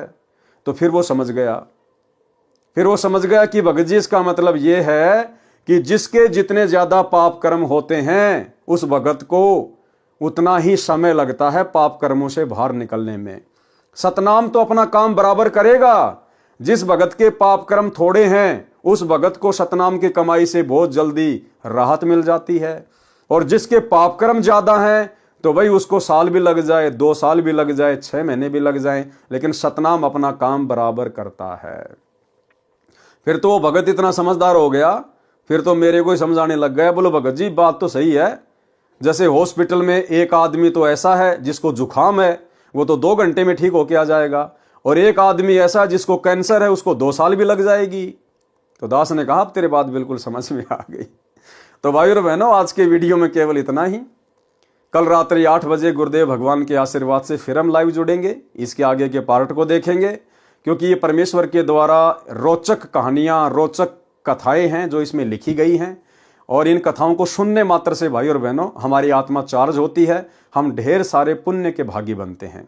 और जहां जहां गुरुदेव प्रेरणा करेंगे, हम सत्सेवक भाई बहनों के लिए कोई विशेष पॉइंट होगा, दास वहां पर अवश्य विश्लेषण करेगा। तो आज के वीडियो में केवल इतना ही। गुरुदेव भगवान हम सबको आज्ञा दें, इजाजत दें, आशीर्वाद दें। बंदी छोड़ सतगुरु रामपाल जी भगवान की जय हो।